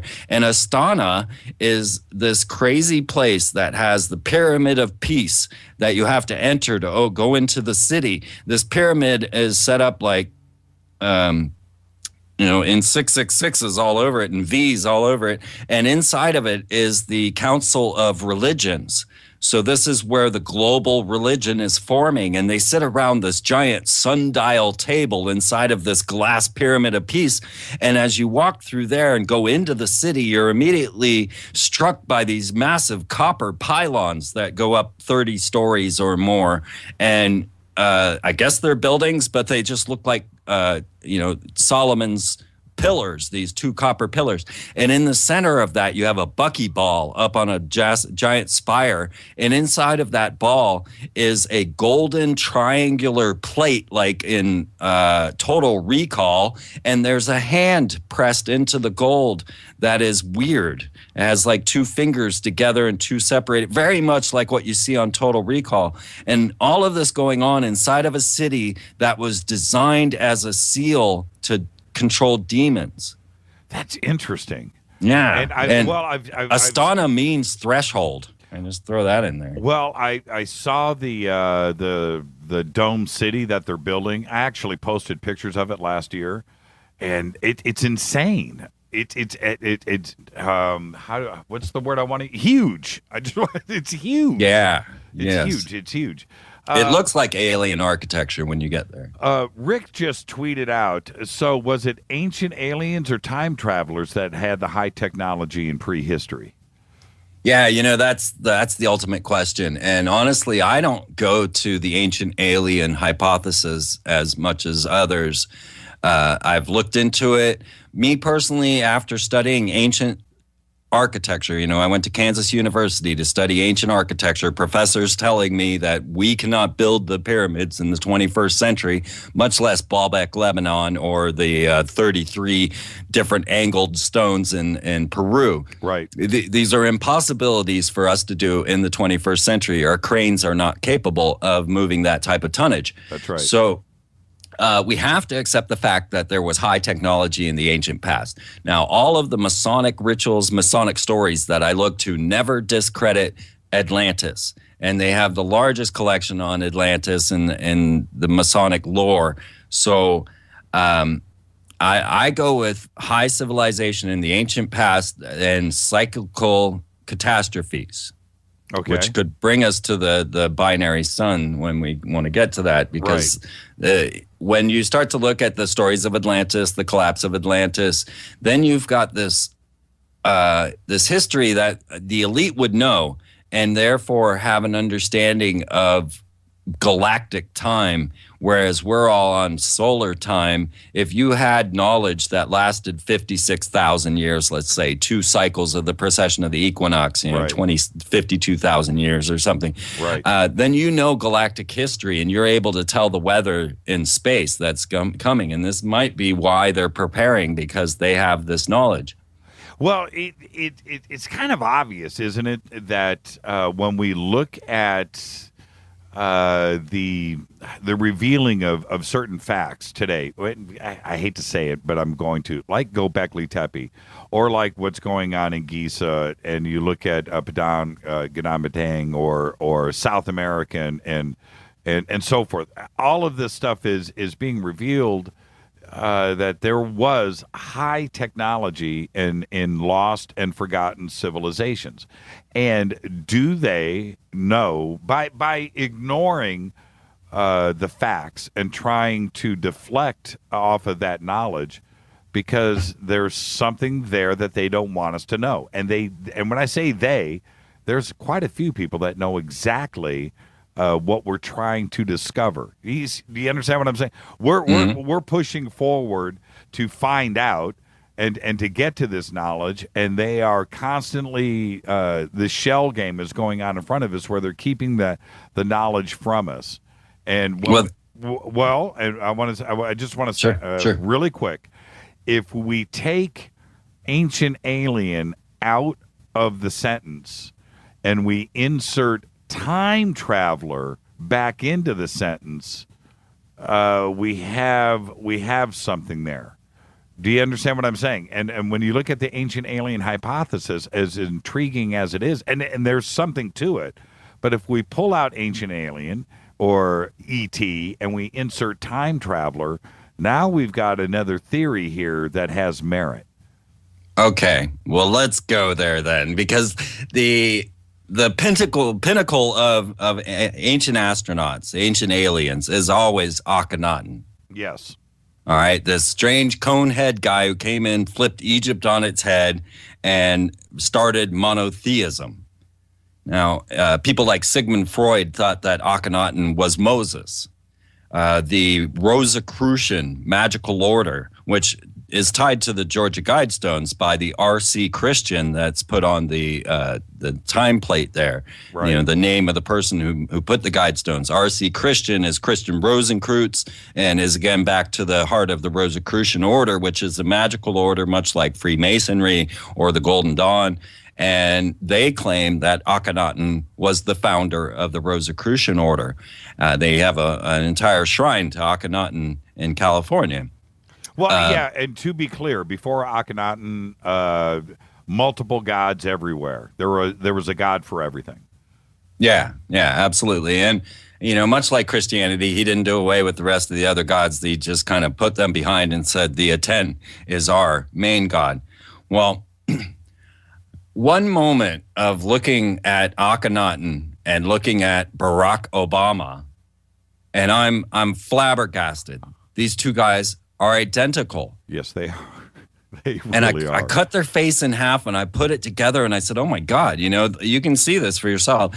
And I'm thinking, "Oh my God, this is perfect." Now I'm the one who did it, so I know I didn't squish the face or do anything. I'm not trying to fool myself. And I'm going, wow, this is crazy. And as I was tracking the plan of the elite for their social engineering campaign, we had Werner von Braun coming through Carol Rosen telling us that it was going to be the Red Scare, terrorism, asteroids, and then aliens. So I said, okay, well, we've got 2 out of 4, so next is asteroids. So I made an artwork of Barack Obama as Akhenaten, half and half, and I put a meteor hurtling towards his head. And just 1 week later, they announce, oh my God, there's an asteroid hurtling towards planet Earth going to destroy all life in 2026 or 2036, right? And the name of this asteroid is Apophis, and it comes from a group of near-Earth objects known as the Aten. Now, I'm looking at my artwork going, oh my God, I just predicted the future because Apophis was Akhenaten's Satan. That is Satan in Akhenaten's religion, Apophis, this serpent deity that eats raw. That's right. And coming from Akhenaten's god, the Aten. And I'm blown away. And somebody says to me, well, have you ever looked into Queen T? I'm thinking, no, I hadn't heard of this lady, right? So I go check out Queen T. Now, she's a total mystery. Turns out to be Akhenaten's mother. Yes. Now, she is a very famous pharaoh. She's a mystery because she came from Nubia. She was a foreigner, but allowed into pharaonic ranks, and she's been there since she was 4 years old. She's with her husband, Amenhotep, and they have these colossi of Memnon, is what they're called. Now they're calling the singing colossi because when the wind comes through, they sing. But there are these biggest pharaohs you've ever seen, carved out of stone. And it is Queen T and her husband, Amenhotep. And I look at her and I'm like, oh my God, that's Michelle Obama, without a doubt. I know. Now, I have it on my website where you can go and copy the image of Michelle Obama's high school photo and Queen T's face, and you just cut them in half yourself. I say take the Queen T challenge. Try it for yourself. If these two faces aren't identical, and then I'm sitting there going through my pharaonic books. I have a vast Egyptian library, and I'm going through these things looking to see what other details I could pull up out of this. And I see, well, Akhenaten's always depicted with 2 of his daughters. And so I'm like, this can't be this. No, So I go and I get the pictures of his 2 daughters. And they are Malaya and Sasha. You can look at them. You challenge it. I say I'll eat my hat if you cannot do this for yourself. Malaya and Sasha are exactly. Okay, so now we have 4 faces of one single Egyptian family that are all, are rulers at this time. The Secret Service gave them names. Now, Akhenaten was known as the renegade pharaoh, and Barack Obama's Secret Service name is Renegade. Michelle Obama's Secret Service name is Renaissance, which means brought back to life, brought back from the dead, right? And then the 2 daughters are known as Radiance and Rosebud. And these are the other 2 things that you will see in the depiction of Akhenaten with his wife Nefertiti and his 2 daughters, is the radiance of the hands coming down from the Aten and the rosebuds that the girls are offering up to him.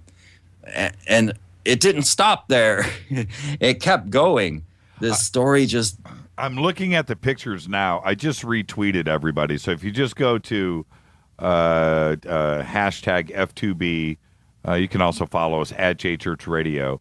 I'm looking at the Michelle Obama and the Barack Obama superimposed images. And I'm telling you right now, with the first time that I saw this, Freeman, it wasn't... I know this sounds stupid, but this is how correct you are. It wasn't his eyes. It wasn't the cheekbones. It wasn't the lines on the face. It wasn't all of that. It wasn't the placement of the ear. It wasn't how perfect you know what it was for me? I swear. The lips. The lips freak me out, man. Yeah. So I go back and now I'm looking at Barack in real time after I saw these images the first time. And I'm looking at Barack on TV, and those lips are those lips that we have been seeing on these, on the sculptures over in Egypt for forever, and they're spot on the money. It is bizarre. It is creepy how Egyptian he looks. I don't know how, and the nose too. The nose is. I don't know how you did it. And like you said, you didn't stretch, you didn't do anything. You just placed it there, and there it is. Boom. There, you can do it yourself. Yeah. I just cut the pictures in half. It's Barack Obama's Time magazine photo with the standard image of Akhenaten. You can do it for yourself. I have the Queen T pictures for you there with Michelle Obama's. Do it for yourself. It'll blow your mind. And now let's see, is this possible, right? Okay, am I just like out in this flight of fancy trying to grab straws and say, oh my God? No, I'm not. Let's go all the way back to 1985 and Nature magazine. Now, Nature magazine is a peer-reviewed scientific magazine, where they don't allow in any flights of fancy, right? April 16th, 1985, Nature magazine. Human genetic material, largely undamaged after 2,400 years, has been extracted from an Egyptian mummy, which was Akhenaten's period, and has been grown in the laboratory. One 100-year-old mummy of a child was found to contain the DNA that could be molecularly cloned in a plasmid vector. And this clone was not brought to birth. It was not brought to life. But I'm telling you, there is this mystery to mummification that saves a viable cell for cloning for 2,400 years. And if you want to doubt me, then you got to doubt the New York Times and Nature magazine as well. When before we'll come back to this in a second. What happened to Clonaid and that entire project and the claims and the people and the international organization and everything? What happened to that company? Y2K, I'm watching the congressional hearing on human cloning. And I'm blown away because the only proponents that are standing before the seal of Congress is Rael in his puffy white spacesuit with his Star of David and swastika around his neck, and the head of Clonaid, Bridget Bousselet. And then also there was, I forgot his name. But these three wacky characters that no one would ever believe, and Rael standing up there saying, well, you can ban science today, you can ban human cloning today, but thankfully nothing can stop science. And we will clone whether you want us to or not. And Clonaid has carried on. They have continued to state that they have making at least 30, 40 different clones. And so they still are standing strong on that they're doing this. And even though it's illegal, they think, but you know what? When you look into cloning, and I have the whole history of human cloning on my article there, if you want to look at the Obama clone article, I have the entire history of human cloning because I've been following this all along. And just realize that human cloning is not yet illegal. And what happened was when Barack Obama came in, he stepped in and released all the restrictions on federal funding to stem cell research. Now, human cloning and cloning in general was not a profitable business before. It was, when Ian Wilmot made Dolly, he didn't even care who the cell came from. He wasn't trying to get some fame out of cloning a sheep. He was simply trying to create a sheep that would produce pharmaceuticals in its milk and make money that way. But there was no money in cloning until Barack Obama stepped forward, and I have this video of him, doing this and released the restrictions on stem cell research and opened the door to human cloning. Now, he says, human cloning for reproduction is repulsive and should not be practiced by any nation. But that's lawyers speak for human cloning for experimentation is perfectly okay. And, we already have numerous human-animal hybrids. They're open science. Again, this is nothing flight of fancy. Human jellyfish hybrids that have been created. They're working on human starfish hybrids to see if they can regenerate parts, There is human cloning prohibition. There are bans, but it is currently not illegal. Check this out. I'm reading this from the front of Clonaid's website. Now, this press release is dated July 8th. Today is July 7th. Is this a current press release? This is what it says. It says, Las Vegas, July 8th. After fielding numerous inquiries about the possible cloning of Michael Jackson, Dr. Brigitte Boslier, head of Clonaid, today reaffirmed the company's policy of strictly respecting the privacy of each of its patients. Clonaid prides itself never releasing the identity of numerous individuals who have been cloned in the past 6 years. Even if that policy had been at the cost of my reputation, it's important for us that the celebrities and or the interested parties contacting us know that they won't be betrayed. Right there, front page of the Clonaid website. I just tweeted it out. I'm not off the rocker. So, everything I say is absolutely backed up by hard science. Wow. I'm not going to come out here and say something that's not. Michael was a visionary who wasn't afraid to embrace new technology, she said. I'm glad his interest in cloning is being revealed now, since he was a pioneer in his views about this back in 2002, and his fans ought to know about it. Wow. Wow. There you go. Wow. Freeman. Okay, so back to, see the thing.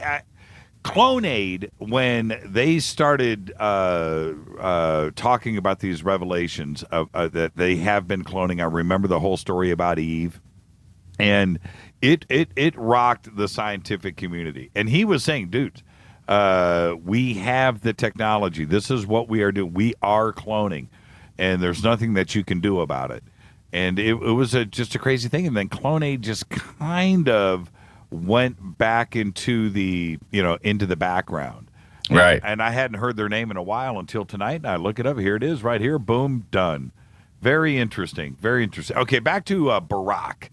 You and I were talking earlier today about him, oddly enough, and the point that I made today, and I made it to you, but I didn't want you to comment on it. I wanted to save it for the show, which is this: Barack has been berated and for the last 7 years, and now we're at the end of it, and suddenly I can't explain it. Suddenly, it's like the mass media. And all the journalists out there have taken this turn on Barack, and now the polls are saying he's great. And now, the unemployment hasn't been this low in years, and the economy hasn't been this good in years. And he brought down bin Laden, and he's done everything for us. Why is everybody so upset? I don't get this big turn on Barack. So with the puppet masters that are pulling his strings, why are they, because they own the media too as well, why are they making this abrupt turn on him? Are they going to let him go off into the sunset and with the reputation now that he was a great president? Why this big turn? I'm immediately flashing to the Norway spiral when the Christian News announced that aliens greet the president for his Nobel Peace Prize. Right. Yeah. Yes.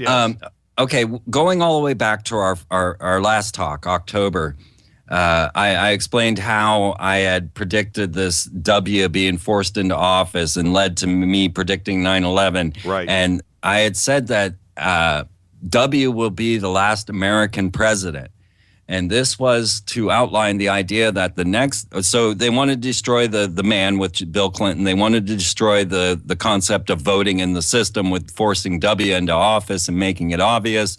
And then they wanted to destroy the entire constitutional system by putting a foreigner in office. So I already knew that there was going to be a birther movement. I believe that the whole birth certificate scandal is part of the social engineering campaign to make you lose faith in everything that is the system of America, because they need to get us to turn against this system.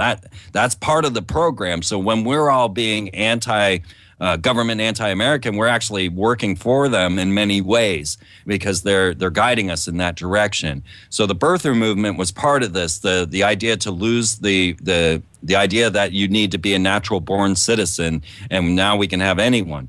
But I always expected Barack to either stay. I don't think there's going to be another American president. Now, the reasons that I'm saying this, and I haven't said this on the air before because I'm always kind of scared of making predictions. I never know if I'm right, but I often am, so I guess I'll get it out there. So we had the whole situation with the UN setting up the FEMA regions inside of America, and that there would be 10 regional governors that would be in charge of each of these regions, and then we would go to this global governance.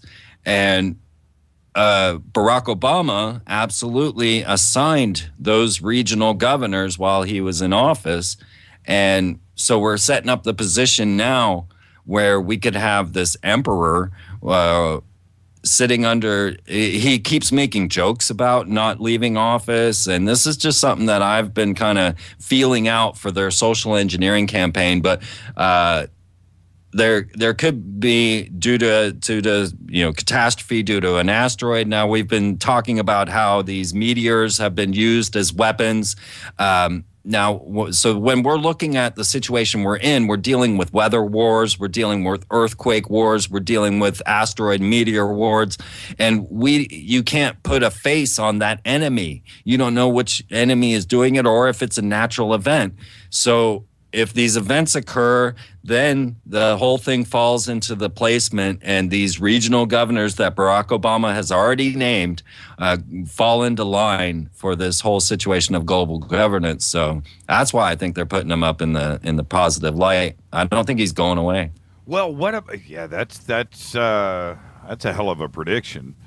What I'm confused about is all of the prophecies that have been going down for a couple of thousand years now about this the Messiah that would have us all fooled, and to have Obama suddenly turn into this nice guy in front of us, it seems like it's a manipulation in the media to look at him differently when we were looking at him so differently just 2 weeks ago.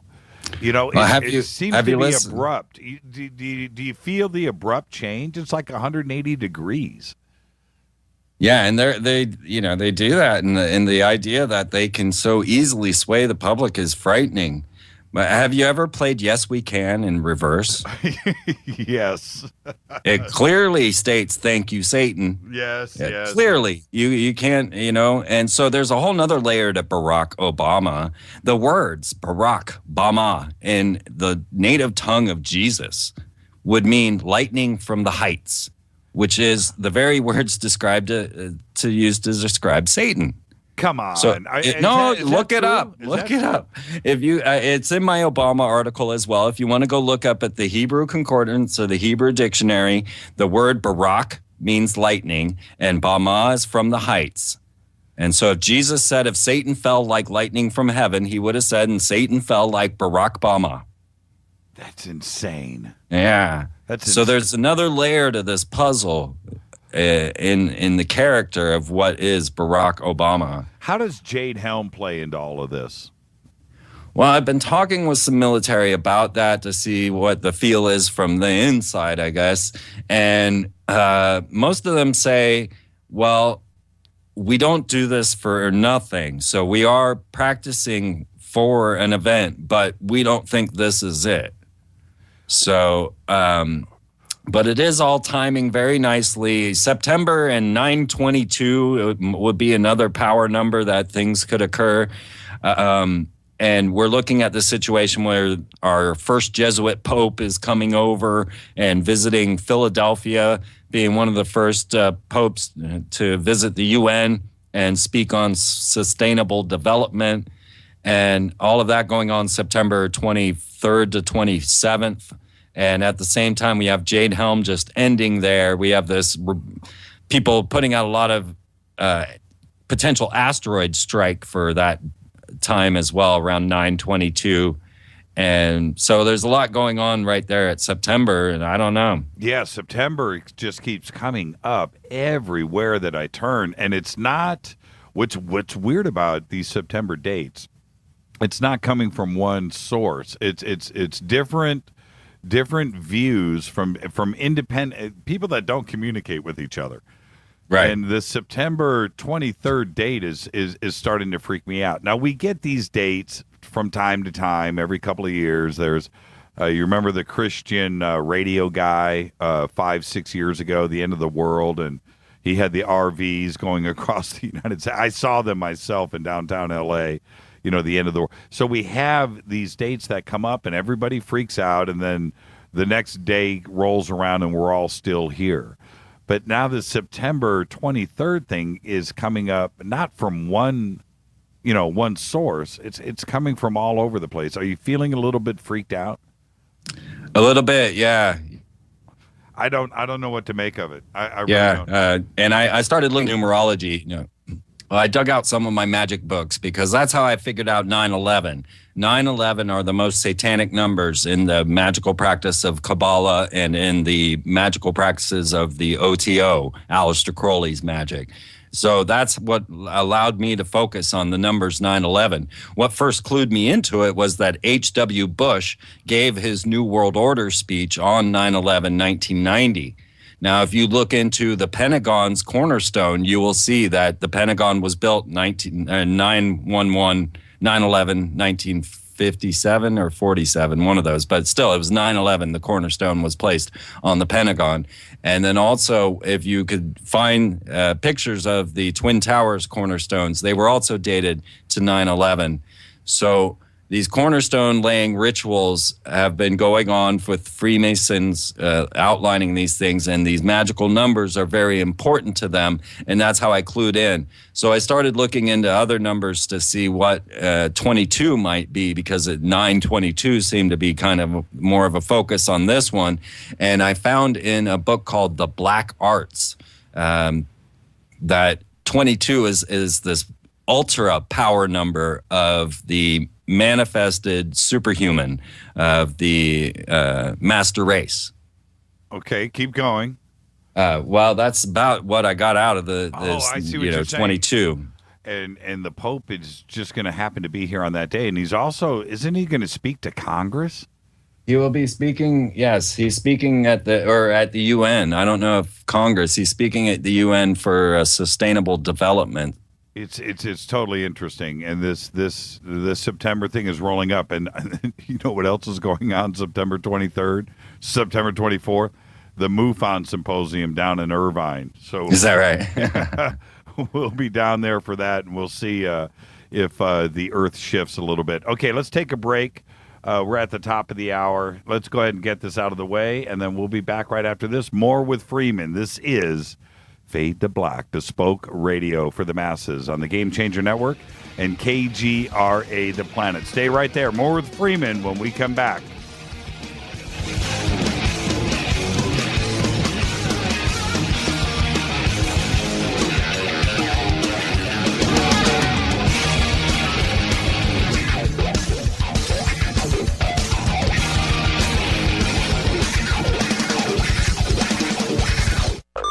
KGRA Radio.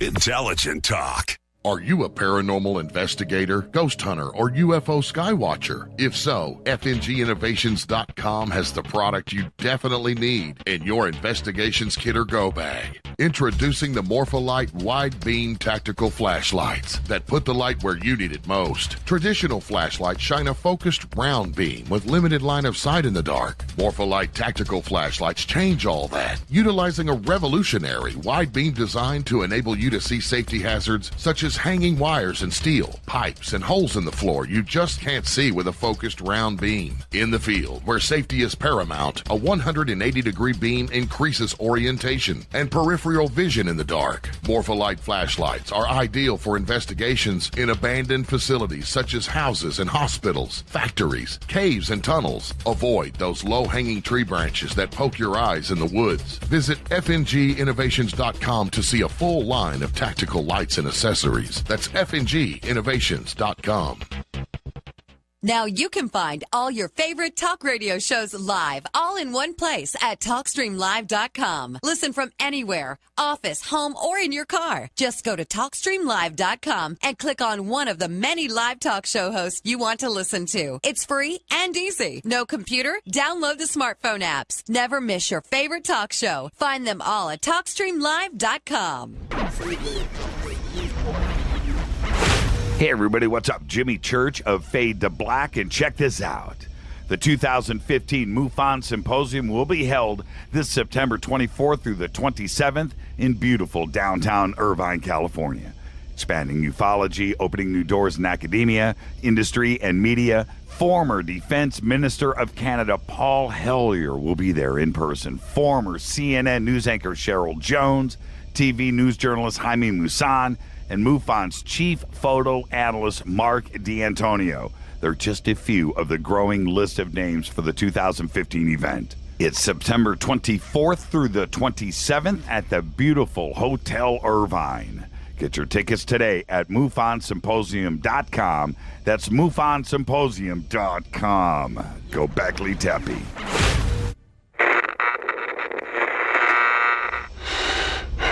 You want to know a secret?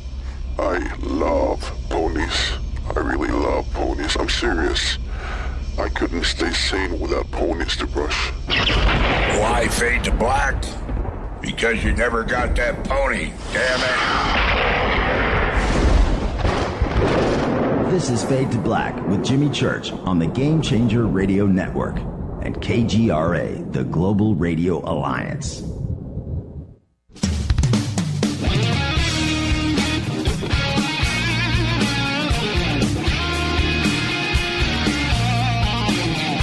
All right, welcome back. Fade to Black. Tonight, Freeman. Tomorrow night, William Henry. Thursday night, Mike Barra, live right here in the studio for Rock and Rule Trivia. Hey, Freeman, check this out. This isn't a political show, but it is a conspiracy, New World Order, cabal, all things Illuminati show. And this is my latest conspiracy. I swear this makes total sense. I think Donald Trump was brought in, one of the richest guys and all of he's one of those Illuminati power broker types, just to make Jeb Bush look smart.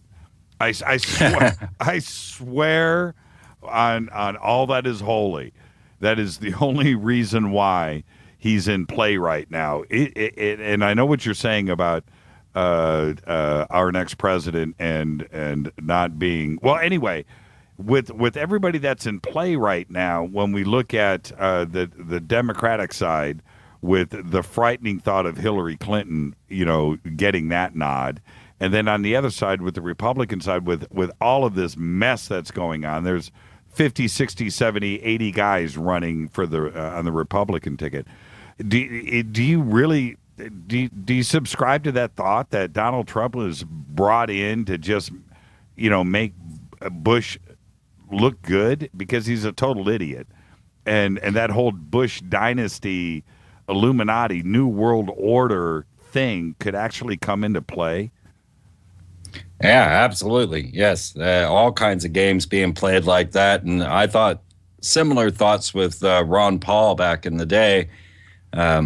Not that he was pacifying the people that should have been up in arms about what was going on in the political scene of the presidency. I mean, I honestly thought people would get it when we had the head of the CIA as a president, right? Or if we had two Skull and Bones running side by side, and there's only 13 of them in the whole world, right? But yeah, absolutely, they're playing games. When I look in Jeb Bush's face, I see the same blank stare.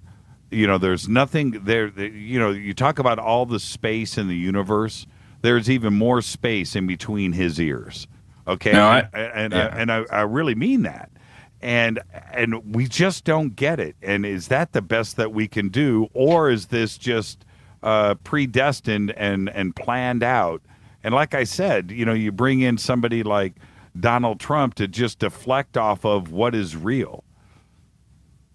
Yeah, absolutely. Having predicted a few events here, it really is impossible for me to believe otherwise than it's all manipulated.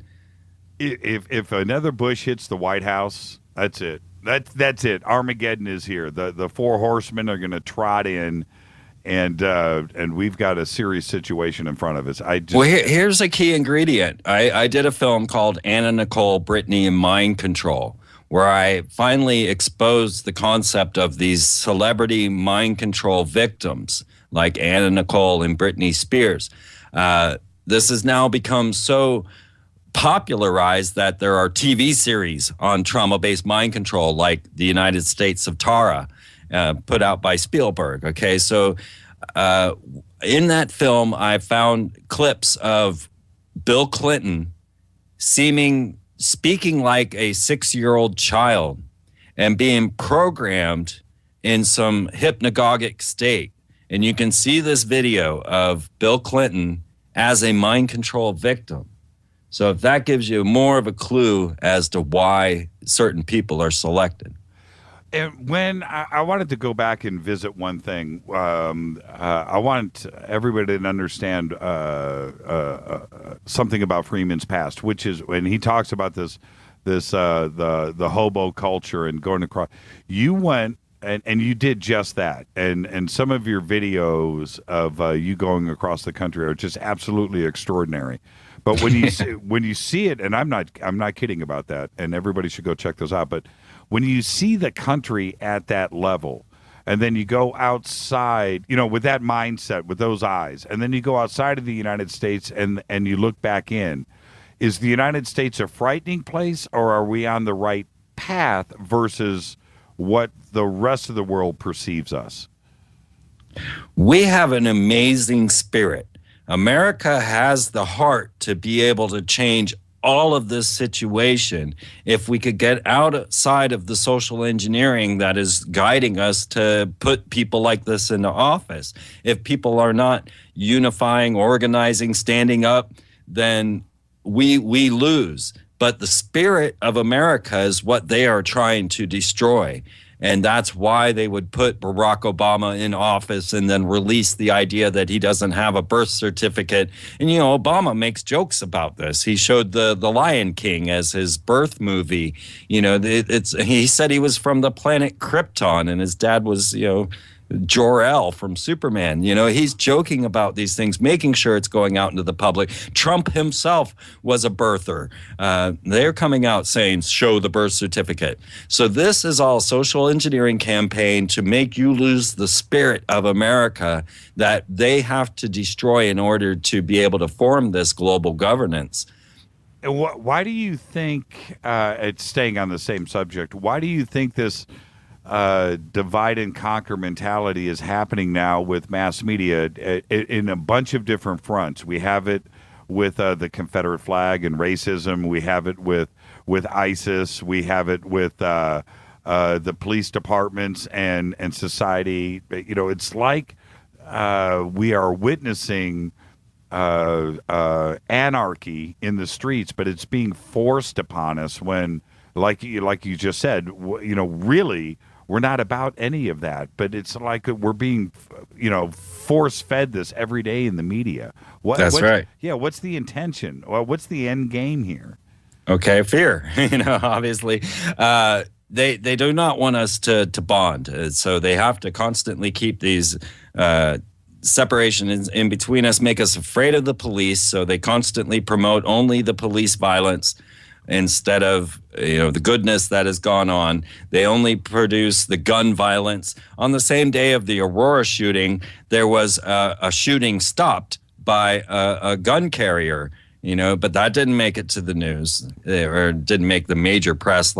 So we are in a situation where the CIA has control of our television and what we're seeing. They have open liaisons in Hollywood that are producing shows like Alias or Fringe, and they are laying in the groundworks. So they laid in the groundworks for the homosexual agenda. We've been talking about this a lot for a long time as we've witnessed this boil to the surface and, get a lot of flack from homosexual people to say, well, what, you hate us or something? And it's like, no, you must separate your ego from the social engineering campaign. If you can understand how this homosexuality can be used as a weapon on multiple layers, and that they are engineering it into the children, and that if you can see the social engineering, then you can get beyond your own individual politics. And that's what they have us focused on. And this way, we're constantly divided by this, that, and the other, instead of seeing the bigger picture of what's going on. The homosexual agenda has been clear and been promoted through Hollywood, through these very. You always know, Spielberg or the Wachowskis or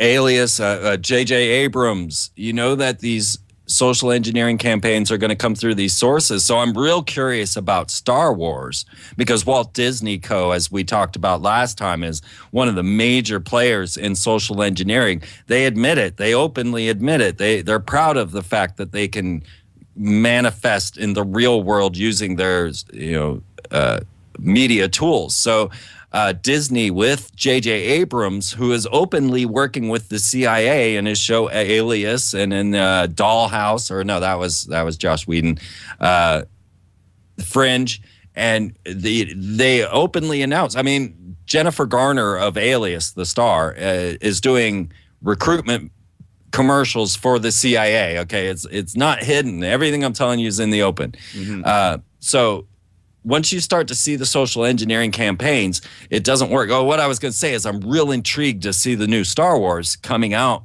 being that it is J.J. Abrams with Walt Disney Co. It's going to be a social engineering campaign of epic proportions, because Lucas had already laid all the groundwork and fed us with the Force and all of that. It's going to be something else. And this is all going to the dark hero programming, and what we really analyze deeply in our books, Weird Stuff. Weird Stuff will show you these social engineering campaigns, show you the princess warrior programming that is leading to narcissism in the girls and warrior mentalities in the boys, and how these, as you walk down your toy aisles in Walmart and Target, you'll see the blue and the pink aisle, and you'll see the programming right there. That's why you've only got Transformers, Spider-Man, and Star Wars. And when you look over at the girls, you've got Monster High, because they're feeding these girls vampire programming, and that also the royalty programming, the princess programming. All of this is social engineering to create this bombshell that will erupt because all the people are lost in their ego dynamics. And how do you, as a parent, how do you avoid the programming? Because your daughters walk down those pink aisles and they want the princess stuff. They want the pink stuff, and your son is walking down the blue aisles, desiring everything else that is totally, absolutely, 100% pre-programmed to manipulate. How do you avoid that? Do you just not go to Toys R Us? Do you never buy anything for what do you do? No, you can't avoid it. You can't. It's impossible. Your children are watching Clone Wars. They're, watching cartoons that are engineering them in the very beginnings. There's no way. The only way is to inform them. You have to make them understand what they're doing. You have to explain Bernays and propaganda to them. So the only way is that we can have an informed youth that can start to understand what is being done to them, because you can't escape it. It's at the gas station. We went on a hunt for Hannah Montana products, and we didn't know what we were going to find. And Hannah Montana, obviously at Disney, now Miley Cyrus, now head of the gay movement, right? We went in and started filming Hannah Montana products, and we didn't stop for 3 continents. Every single store we went to, from hardware to auto parts to hobby stores to the grocery store, nothing but Disney or Star Wars and Hannah Montana. And we have hours of film. You could watch my Miley Cyrus film and see that every product you could possibly imagine. So what is Hannah Montana programming into the children? Well, she is this lowly you, the Miley Stewart, which of course is another blood name, and then she lives in Crowley Corners, of course, and she is also this elite Hannah Montana, the celebrity's secret star. Okay, so this immediately programs into the children this dichotomy that there is the serf, you, and the elite, them, when you will never be that. And that was the story of Hannah Montana didn't matter. It was the programming of this concept of the lowly you and the elite them. And what about Katy Perry? Oh, God. Exactly. You know, she wanted to be a Christian singer, right? She was all into it, but she got tempted by Satan. Even her father, Billy Cyrus, says so. And I went back to Miley Cyrus there for a second. He regrets ever selling her off to Disney, by the way. Billy Cyrus does. But now Katy Perry is absolutely a front person, what we considered a presidential model mind control slave, much like Marilyn Monroe. And what we saw in her was this Whore of Babylon programming coming forward through her work. Now she is projecting the open sex again, because this is a great tool for them to keep everybody calm and fiddling with one another. So, I Kissed a Girl, of course, was her first hit. And then we get things like Friday, where she's having menage a trois and doesn't remember anything about it and stuff. But what gets really weird is now she's used in a lot of military programming. She's shown as military and is programming that into the girls so that they want to join the military. But on top of this, she has that ET video, which I do a full expose on. You can see it on my website there too. The ET video is all about this transhumanist connection with interdimensional beings. And she's saying, fill me with your poison, abduct me, rape me. I want a supernatural child, so please abduct me and fill me with your poison. And they have all these little girls singing along with this, and it gets programmed into their head. Now, when Katy Perry was about to go up on the Super Bowl ritual, now this is something that I have been the pioneer, been trying to get this out to the public, is these high-profile rituals going on things like the music awards and the Super Bowl celebrations, the halftime shows. And so when Madonna gave her 33-minute sermon, that's what she said, and she also had a DNA cleanup crew there to mop up any leftover remnants of her so that nobody's cloning Madonna like the dentist that is cloning John Lennon. Right. She actually has a DNA cleanup crew that follows around her. Anyway, Madonna gave this 33 sermon musical event at the Super Bowl, and over again, she showed the mark of the beast. Now, most people don't know what the mark of the beast is because they don't study the Typhonian order of the Ordo Templi Orientis, right? But these guys are in the heart of all our entertainment and media. If you understood how much Aleister Crowley influenced the 21st and 20th century, you'd be blown away. And, there's many shows about it. You can learn about it. You can understand it. But they have this portion of their thing, which is communication with interdimensional beings. And it's Typhon, who is the beast in the abyss. This is, right, from Revelations, right? So Typhon, the Typhonian order is a specific order, a magical order that channels energies from this interdimensional being. And I'm trying to catch back up to, Madonna is showing the symbol of Typhon, which is the mark of the beast according to the OTO, which is the X-Men logo. And of course, the X-Men has the beast as well, wearing the mark of the beast on it. And if you doubt this, as we were talking about Rex Diabolus Church, and I said he had the mark of the beast embedded in the back of his head, it is that X-Men logo again. Of course, it's the X-Files logo. It's the operating system for Macintosh. It's the symbol for Xbox. It's the, I could go on and on, X Games.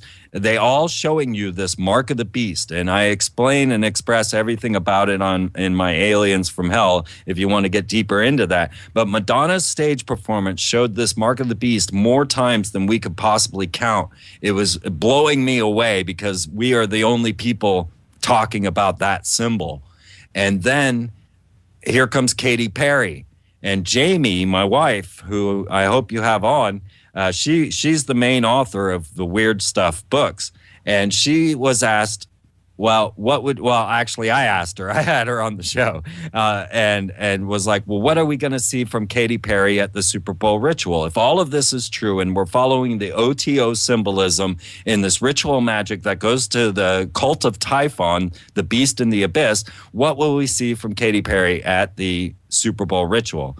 And she came up with this vision that was a vision of L. Ron Hubbard and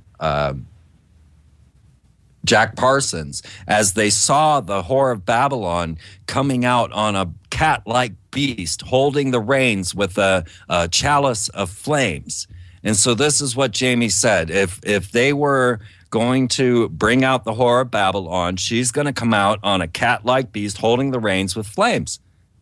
Well, go look at what Katy Perry came on. Yeah. Now, exactly I added another piece to that puzzle. I know that the diamond is the symbol for presidential model mind control slave, and that it is also a trigger for sleeper mind control agents to be awakened. So I said, I added on to that, we will see diamonds within this. So a diamond cat-like beast, and it was what we saw. And we're live on the air as it's happening. You can watch our reaction to it.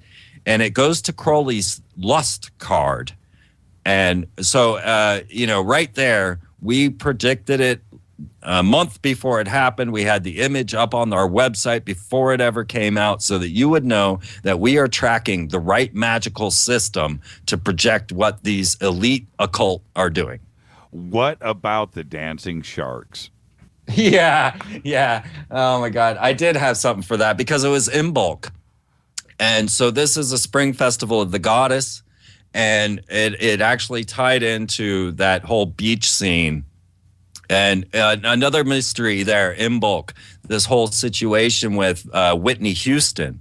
When she was found, they announced Whitney Houston found dead, drowned in her bathtub, right? Yes. Well, her daughter had drowned in that bathtub the night before. What? That did not get as much press, but it did get press. So you can look for it yourself. Her daughter, I can't think of her name, but she drowned in the bathtub under the exact same conditions the night before, but was revived, rushed to the hospital, and then brought to a mental institution or, right. Because when she returned, she found her mother dead in that bathtub. Okay. But then now she's in a coma for a year and drowned again on the exact same in-bulk ritual a year later. But still hasn't died, right? They're keeping her alive. Right. Are they waiting for the next in bulk? So that's what I got out of the sharks and the. Interesting. Well, and what if you're going to do it, and which they do, but if you're going to do it, that's where you're going to do it. The biggest show in the world, aside from the World Cup, which is every 4 years, but. Do it every year, halftime at the Super Bowl, where there are literally hundreds of millions of people watching. Yep. The first one that clued me into that was, again, back to Walt Disney. We had Justin Timberlake, who was a Mouseketeer, with Janet Jackson, who the Jacksons are all intertwined with Disney as well. When Justin Timberlake bared the breast of Janet Jackson, she had a gold sun on her nipple. And this is the hermaphrodite. This is another symbol of this Whore of Babylon. It's an earlier ritual. They've gotten much better at it. But when that wardrobe, quote unquote, wardrobe malfunction occurred, that was actually another goddess ritual, because you'll always see the goddess bearing her breast. And the god is always depicted as the golden sun. So to have the golden sun on her nipple as her bare breast is bared, that was another ritual using Disney again. Yeah, that one got past me. I wanted to ask you about, I want to stay on this, and we'll get back to this after the break, but what's going on with the chemtrail situation? Because I have been watching and observing here in Southern California. We're in the middle of a drought, and our temperatures here have been swinging from 60 degrees to 110 overnight. Like this crazy, and I see. I've been watching chemtrails in the sky crisscrossing Los Angeles, and then we go from 70 degrees to 105 the next day. And is it getting worse? You know what? One thing that I've been tracking from the early 90s, ever since I could get on the World Wide Web, was the Soho Sun satellite. Yes. And I have it depicted there on the website for you to check every single day. And there has been just an ungodly amount of M-class and then these massive X-class flares. That solar cycle 24 went way out of control, and I believe that the chemtrails have something to do with that, although I have noted, because I can watch the sun each day now on the satellite, that when the solar flares are actually Earth-directed or massive, the chemtrail planes don't seem to fly. And I've often wondered if they're robotic, because they can't fly robots when there's these EMP potential of a solar flare coming in and knocking them down. So this has constantly made me think that perhaps these things are robotic planes. But the chemtrails, it's a multitude of things, obviously. And I had always been one saying, no, these aren't death planes. These aren't something that are trying to kill you, but to manipulate you. So obviously the aluminum and barium, these two ingredients right there, aluminum makes you an antenna for ultra-low radio frequency waves, which we deal with HAARP and all these ionospheric heaters, or even the LRAD technologies and things that they have placed. So we have this aluminum in our system that makes us an open antenna, and the barium actually makes you show up on the X-band radar. And this X-band radar was placed on top of a oil rig, and it was so large that it couldn't go through the canal there, Panama Canal. It actually had to go all the way down around South America. And it just so happens that that X-band radar was going to the HAARP facility, but it left the day Katrina hit New Orleans. And so, are you saying that it is they're doing it so they can actually track ourselves individually? What, like mass human movement? You can absolutely track mass humans on, and anyone that wants to go gather will look like a glowing dot on the map. If you were running off to the woods, you should know that you are completely visible to the X-band radar. And I have a personal story where I believe that I learned more about what the chemtrails really were for. Now, I've been following them from day one, because these things were falling down to the ground, and there were web-like substances on the ground. And if you touched them, you got flu. You got flu-like symptoms. Right. The news announced that there was a flu-like symptom epidemic. What is a symptom epidemic? I witnessed 2 times I've been standing in dead birds. It happened to me in Kansas City. It happened to me in Austin, Texas, as the birds just all dropped dead from the sky. So, there's that. But what happened is I was at the Gem and Mineral Show in Tucson, and this is the largest gathering of cash people that run around and are free beings, basically. If you're selling like this, you basically have a pretty free life without being tracked in any ways, because you're dealing a lot of cash, you're dealing with a lot of precious gems and minerals, and this is the world's largest Gem and Mineral Show. on that time, and this was back in the 2006, around there, the chemtrails that they laid over this group of people was so thick that everyone was getting sick. And I was running around telling them that they weren't dealing with a virus. You're dealing with heavy metal poisoning. Take things like bentonite clay that can get this through you.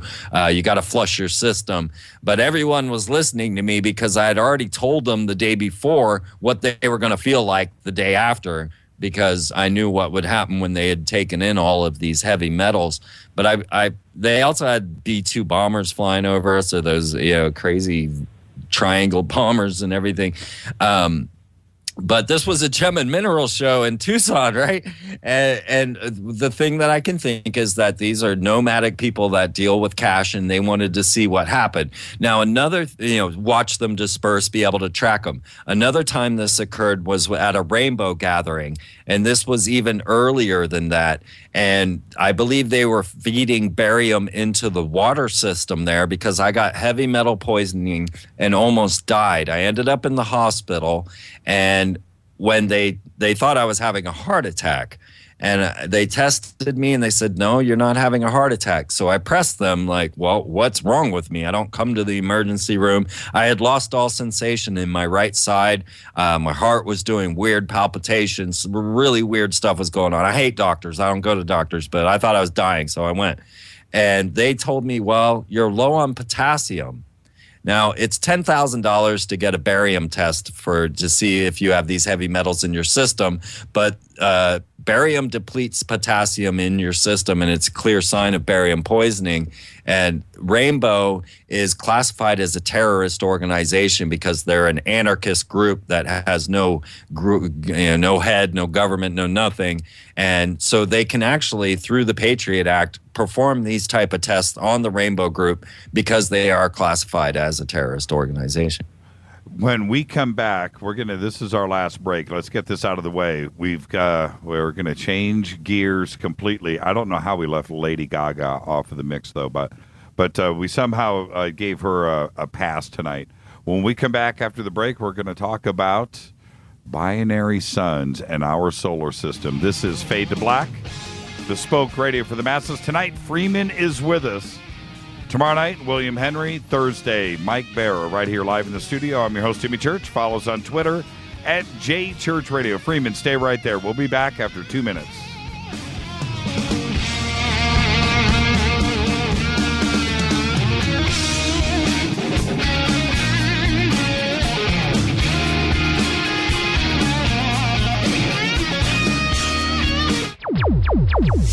Despite popular opinion, reading a book will not make you smarter. But listening to Jimmy Church will. Attention, all Fade or Not. Studio Dome has a special deal on their SD1 Bluetooth speaker.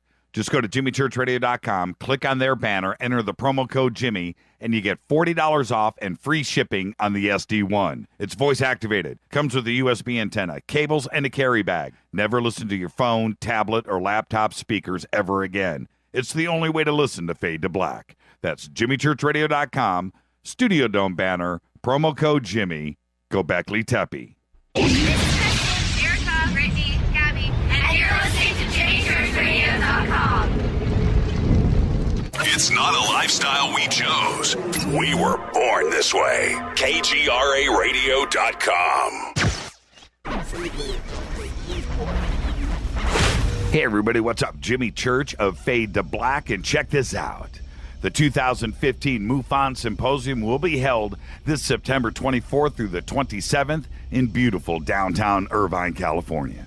Expanding ufology, opening new doors in academia, industry, and media. Former Defense Minister of Canada Paul Hellyer will be there in person. Former CNN news anchor Cheryl Jones, TV news journalist Jaime Maussan, and MUFON's chief photo analyst Mark D'Antonio. They're just a few of the growing list of names for the 2015 event. It's September 24th through the 27th at the beautiful Hotel Irvine. Get your tickets today at MUFONSymposium.com. That's MUFONSymposium.com. Go Beckley Teppy. This is KJCR at JimmyChurchRadio.com.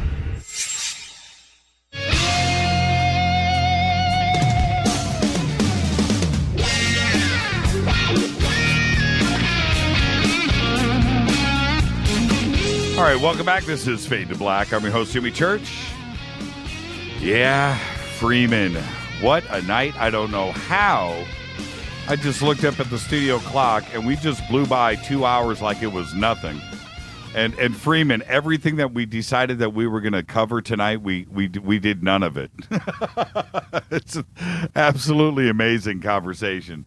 But your latest research is binary suns. And what are we talking about here? I've been researching this for years, and I want your take, and then I'll jump in. Okay. Well, I just sent you an image and see if you can get it real quick. That is from the SOHO satellite on 9/22/1999. This is I've been tracking the sun for so long and looking into this puzzle, and I've seen some really weird stuff coming out of the sun. You can go to the SOHO satellite, watch it daily, and check these things out. There's a lot. They're getting better at blocking these weird things, but back in the day, you were able to get these images, and there's seeming like massive craft coming out of the sun. And I have images of solar flares that are erupting around in a giant ball around some central object there.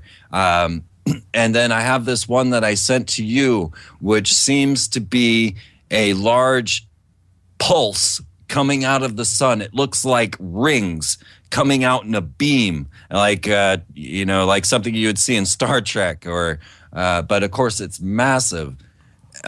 So we began tracking the sun because of these strange anomalies, and there are things like the sun chaser and really weird massive craft that seemed to be going around the sun, and weird pulses coming out.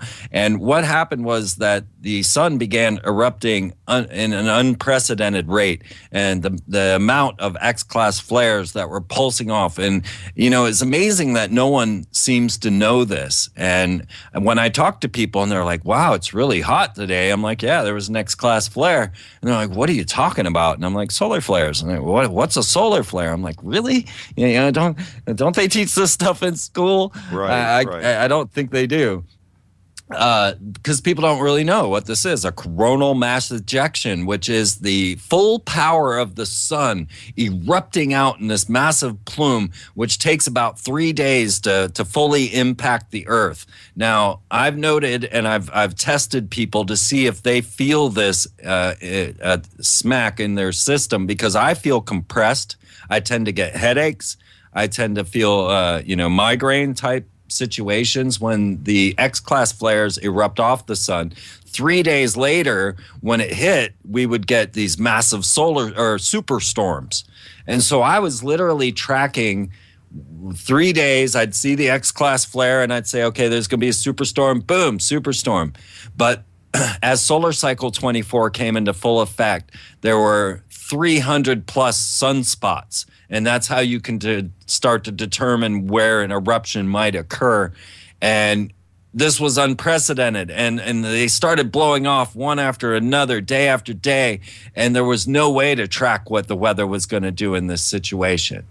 So there was a lot of talk of Planet X, and that there's this other body in our solar system that's going to come around and it's causing chaos in the planets. Now, this to me doesn't make a whole lot of sense, and I've never really believed in the Planet X theory. A planet that has an orbit of 3,600 years, it just doesn't make sense to me, even if they had gold in their atmosphere, whatever. I don't know. But it wouldn't cause these type of effects on the sun like this. And, of course, I began seeking a dwarf star, because there was WISE, was the NASA program that was seeking these dwarf stars, and they started talking about how this hidden sun, because it's in the infrared, or it's dark matter or dark color, you can't really see this sun without this very specific technology like the WISE telescope. And so I began seeking this second sun, because this is a consistent part of the story, the black sun. It comes up, it's the Thule Society symbol. It's all of this, and you keep finding the second sun symbolism. You find that the Freemasons, the Egyptians, they all worship Sirius for some bizarre reason, and most of the symbolism that you see around America goes to Sirius, and that's the real reason for the 4th of July, by the way, is because Sirius is in conjunction with the sun, and that's why they celebrate that day. But so I began seeking others that were seeking this second sun, and I came across this team called the Star Viewer team. Star Viewers were out of Spain, and they said, oh my God, we have found this dwarf star that is hurtling towards us, and it is known as G1.9. Now, here's the big mystery for me. G1.9 is identical to the Firefox logo. Your web browser? Yes. And in my world, as I do the numerologies and such, Fox equals 666, because F is the 6th letter, O is the 15th letter, and X is the 24th letter. So 1 and 5, 6, 2 and 4, 6, 666. And Fox, it's actually the only word you can get in the English language. So now you know why there's Fox Pictures, Fox Mulder, Lucius Fox on Batman. You've got Fox Clothing. You've got, why are all these foxes around? Is this like the most epic animal on planet Earth? Start counting the different corporations named Fox, because you might think it's just one, but they're all different.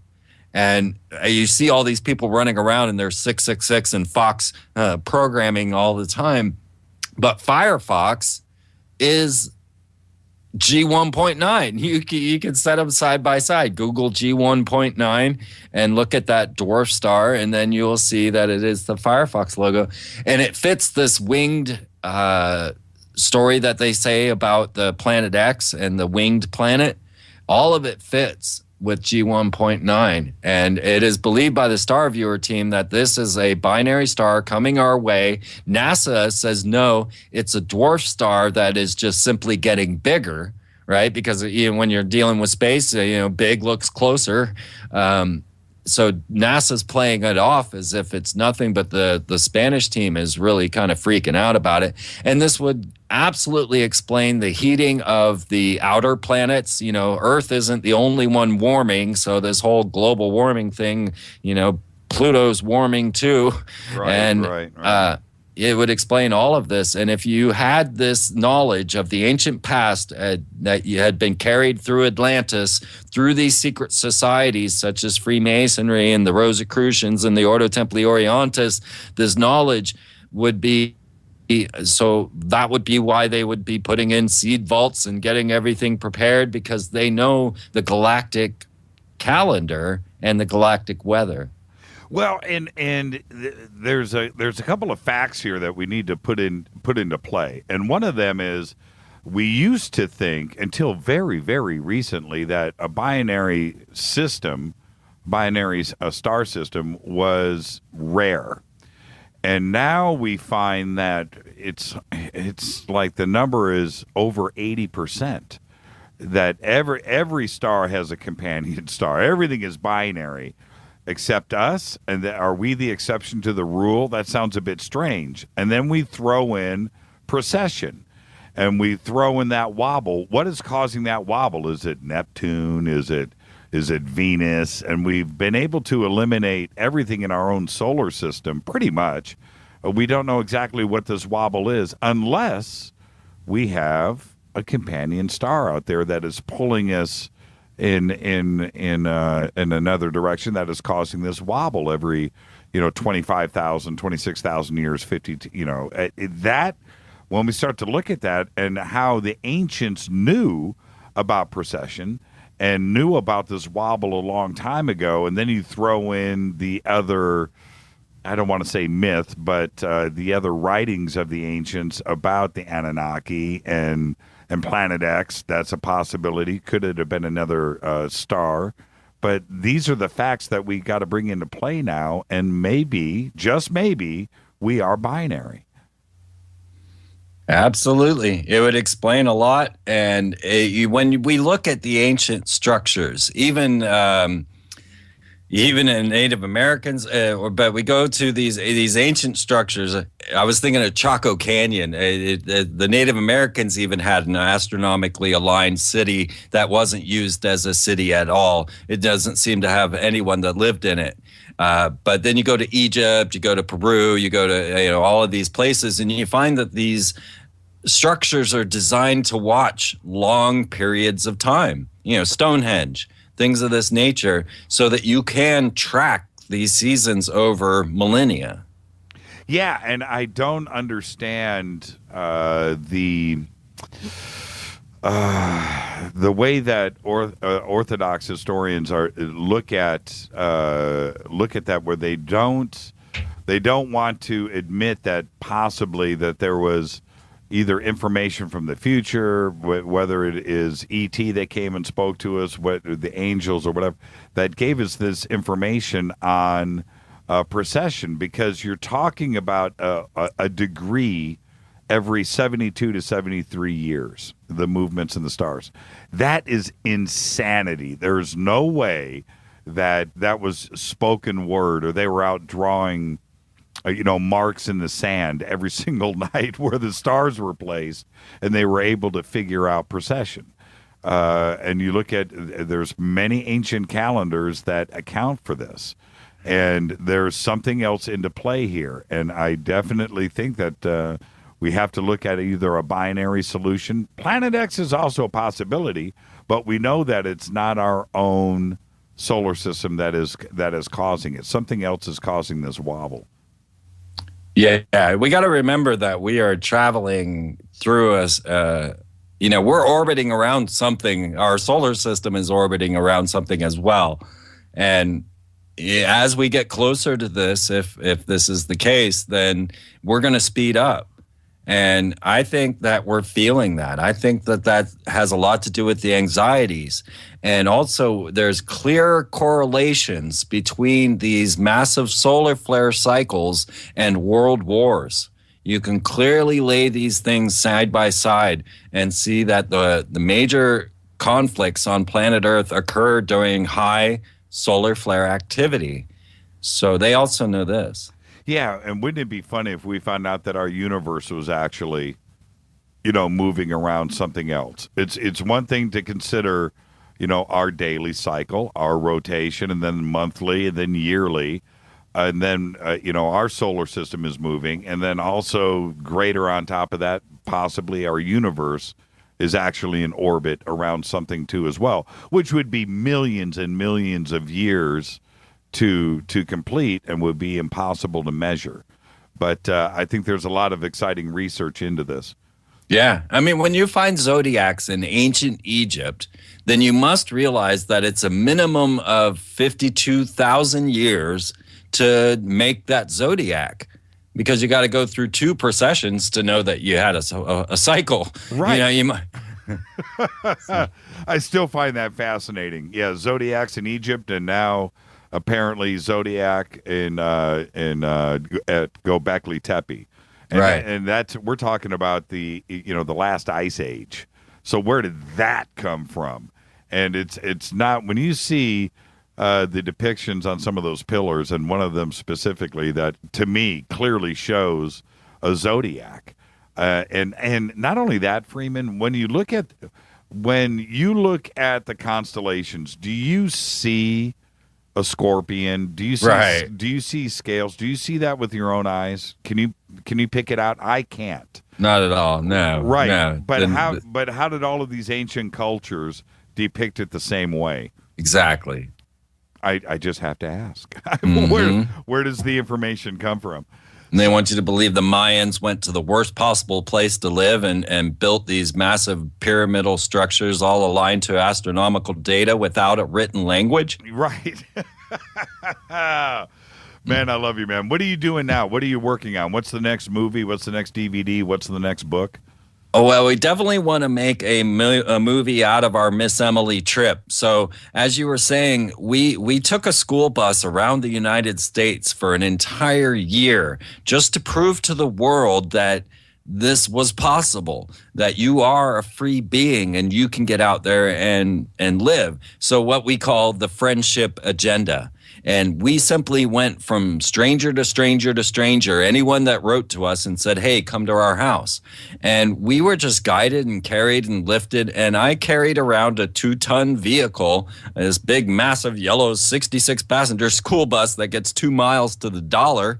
And I managed to get that thing around the entire United States for a full year of 2012. I was kind of trying to do the Woody Harrelson thing and go around and film the end of the world. We found all kinds of amazing things. And so we really want to make a documentary out of that story because we outdid the merry pranksters, the original hippies that did that. But strangely, we did their exact same trip in reverse. We did much more than they did, but we didn't mean to. Like I say, we were just following emails, and we ended up making an exact sacred spiral around the United States in this school bus. And it drives me crazy that we haven't been able to make the film out of that yet, but there's so much work to be done. Well, wait. Okay, that's it. I was going to say good night, but you're not now. You're going to stay with me for another 5 minutes. Did you videotape every single day? Well, the hardest part was filming ourselves. And actually, when we left, we didn't even have a camera or a computer. It's not much money as a conspiracy theorist. And the whole reason I started the whole bus thing was because we were going to be homeless. And I knew that I couldn't get people to chip in on my rent and keep me home, in a home, but they would gladly chip in on this adventure. And so we crowdfunded a school bus. And we jumped in it and just took off around the United States. And I forgot what you were asking me. The video part. Yeah, man. We filmed it all. And I mean, we were in Mason temples. We were at the Temple of 33rd, Philadelphia Temple. We went to the Rosicrucian Shrine. We found the Ark of the Covenant twice. We met with Dogon priests. We met with Essenes, and just all kinds of crazy stuff happened to us. I mean, every day was another adventure. And it's strange mystery miracle people would come and rescue us when we broke down. The first night out, the whole bus just shut down, and I didn't know how to fix it. I'd never been with the school bus before, and miracles came, and the whole bus got revamped and redone for us. Millionaires just jumped in and out of the blue and fixed this whole thing, and NSA agents, ex-NSA agents ran into us and fixed it for us one time. And what? Wait, whoa. Slow down. Ex-NSA agents. Yeah, he was for NSA in China, I think, is what he had said. He had won the lottery. and he ended up taking us around and fixing this part for us in the bus. But yeah, he was telling us all kinds of stories. He won the lottery. Yeah, man. Wait, you can't just say he won the lottery. What was this guy like? Where did this happen? It was just like, if I even remember correctly, he was like Mexican or Hispanic. It was, I don't know. Oh, yeah, actually, we were broken down in Crowley something. I remember now. It was Friday the 13th. I swear to you. Jamie's out there yelling to me with the right answer. But okay. I can't hear. Okay, that's insane. I mean, that we could do 1 day on the road on this show for a whole year and have an amazing story every single day. And you're saying that the trip was plotted out daily by emails, and then you were just kind of guided along. Yeah, somebody would write me and say, hey, bring your big yellow school bus to my house. And I'm like, all right, we're on our way. And we never knew who we were going to meet. I was totally blown away. Everybody was so awesome. It was just like the most fantastic people you could possibly think you could meet. And we were really, we were broadcasting all of this through YouTube on our Miss Emily channel. We called the bus Miss Emily because it was the Mystery School Mobile Media Lab experiment. And we went around and filmed all of the events and all of the people. And we're trying to show the world that you're freer than you think. If we can do this in a big yellow school bus, then you can take this friendship agenda anywhere. And so we started our own social network. It's called the Friendship Agenda, or friendshipagenda.com.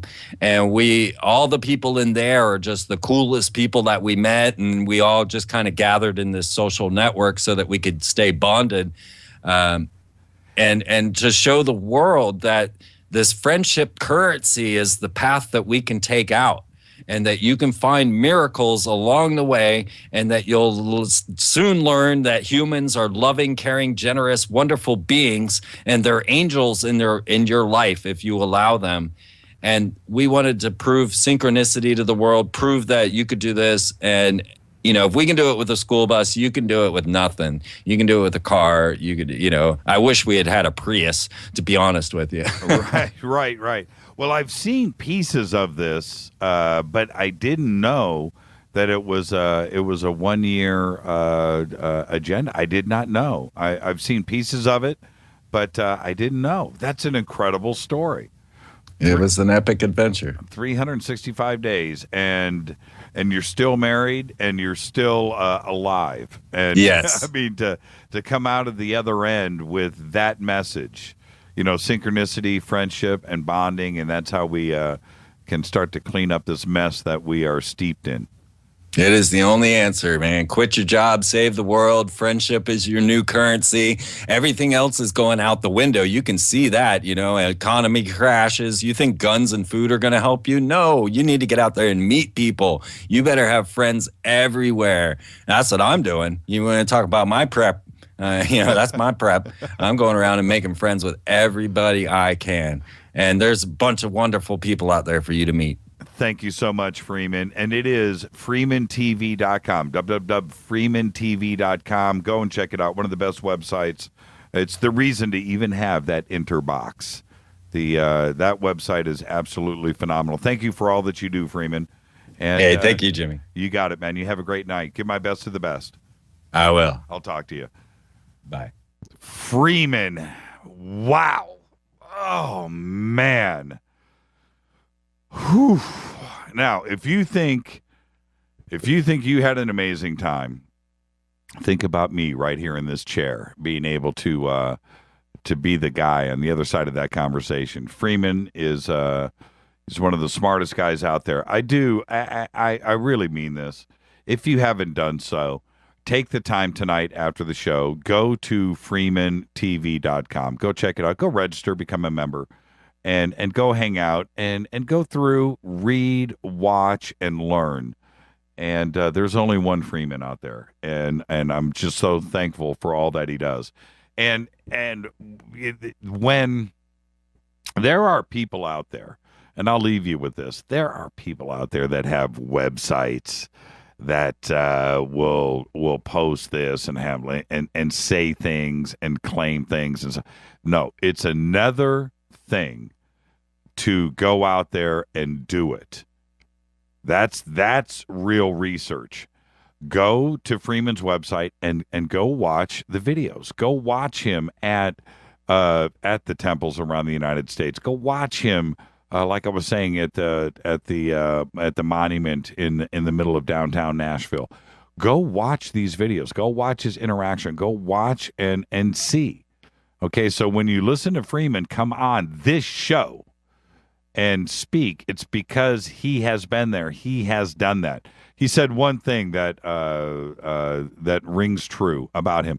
Everything that he says, and he's been on this show many times, everything that he says is just backed up. It's all documented. It's all researched. It's all real. And when you hear him speak about it, and I watched Allison actually tweet something out earlier. She said she's taking notes and she can't keep up. That's what you do with Freeman. You take notes. I've got notes that I've written down here myself. You just go, take your notes, and go and research. Go down that rabbit hole. That's one of the funnest things about this show and a guest like Freeman. And I mean that. Oh, by the way, I've got it written here. Home movie, The Robot House. Guess what I'm doing after the show tonight? And if you missed it, it was Home Movie, Robot House. That's what I'm doing after the show. All right, so we're going to go do a taco truck, and I'm going to do home movie Robot House. Thank you so much, Freeman. Thank you, everybody. Thank you, Fadernauts. I have not seen Twitter quite on fire like in a long time, and it's on fire every single night. Tonight, it was truly there. Thank you. Thank you. Thank you. This is Fade to Black. I'm your host, Jimmy Church. Tomorrow night, William Henry will be right here. Thank you, Freeman.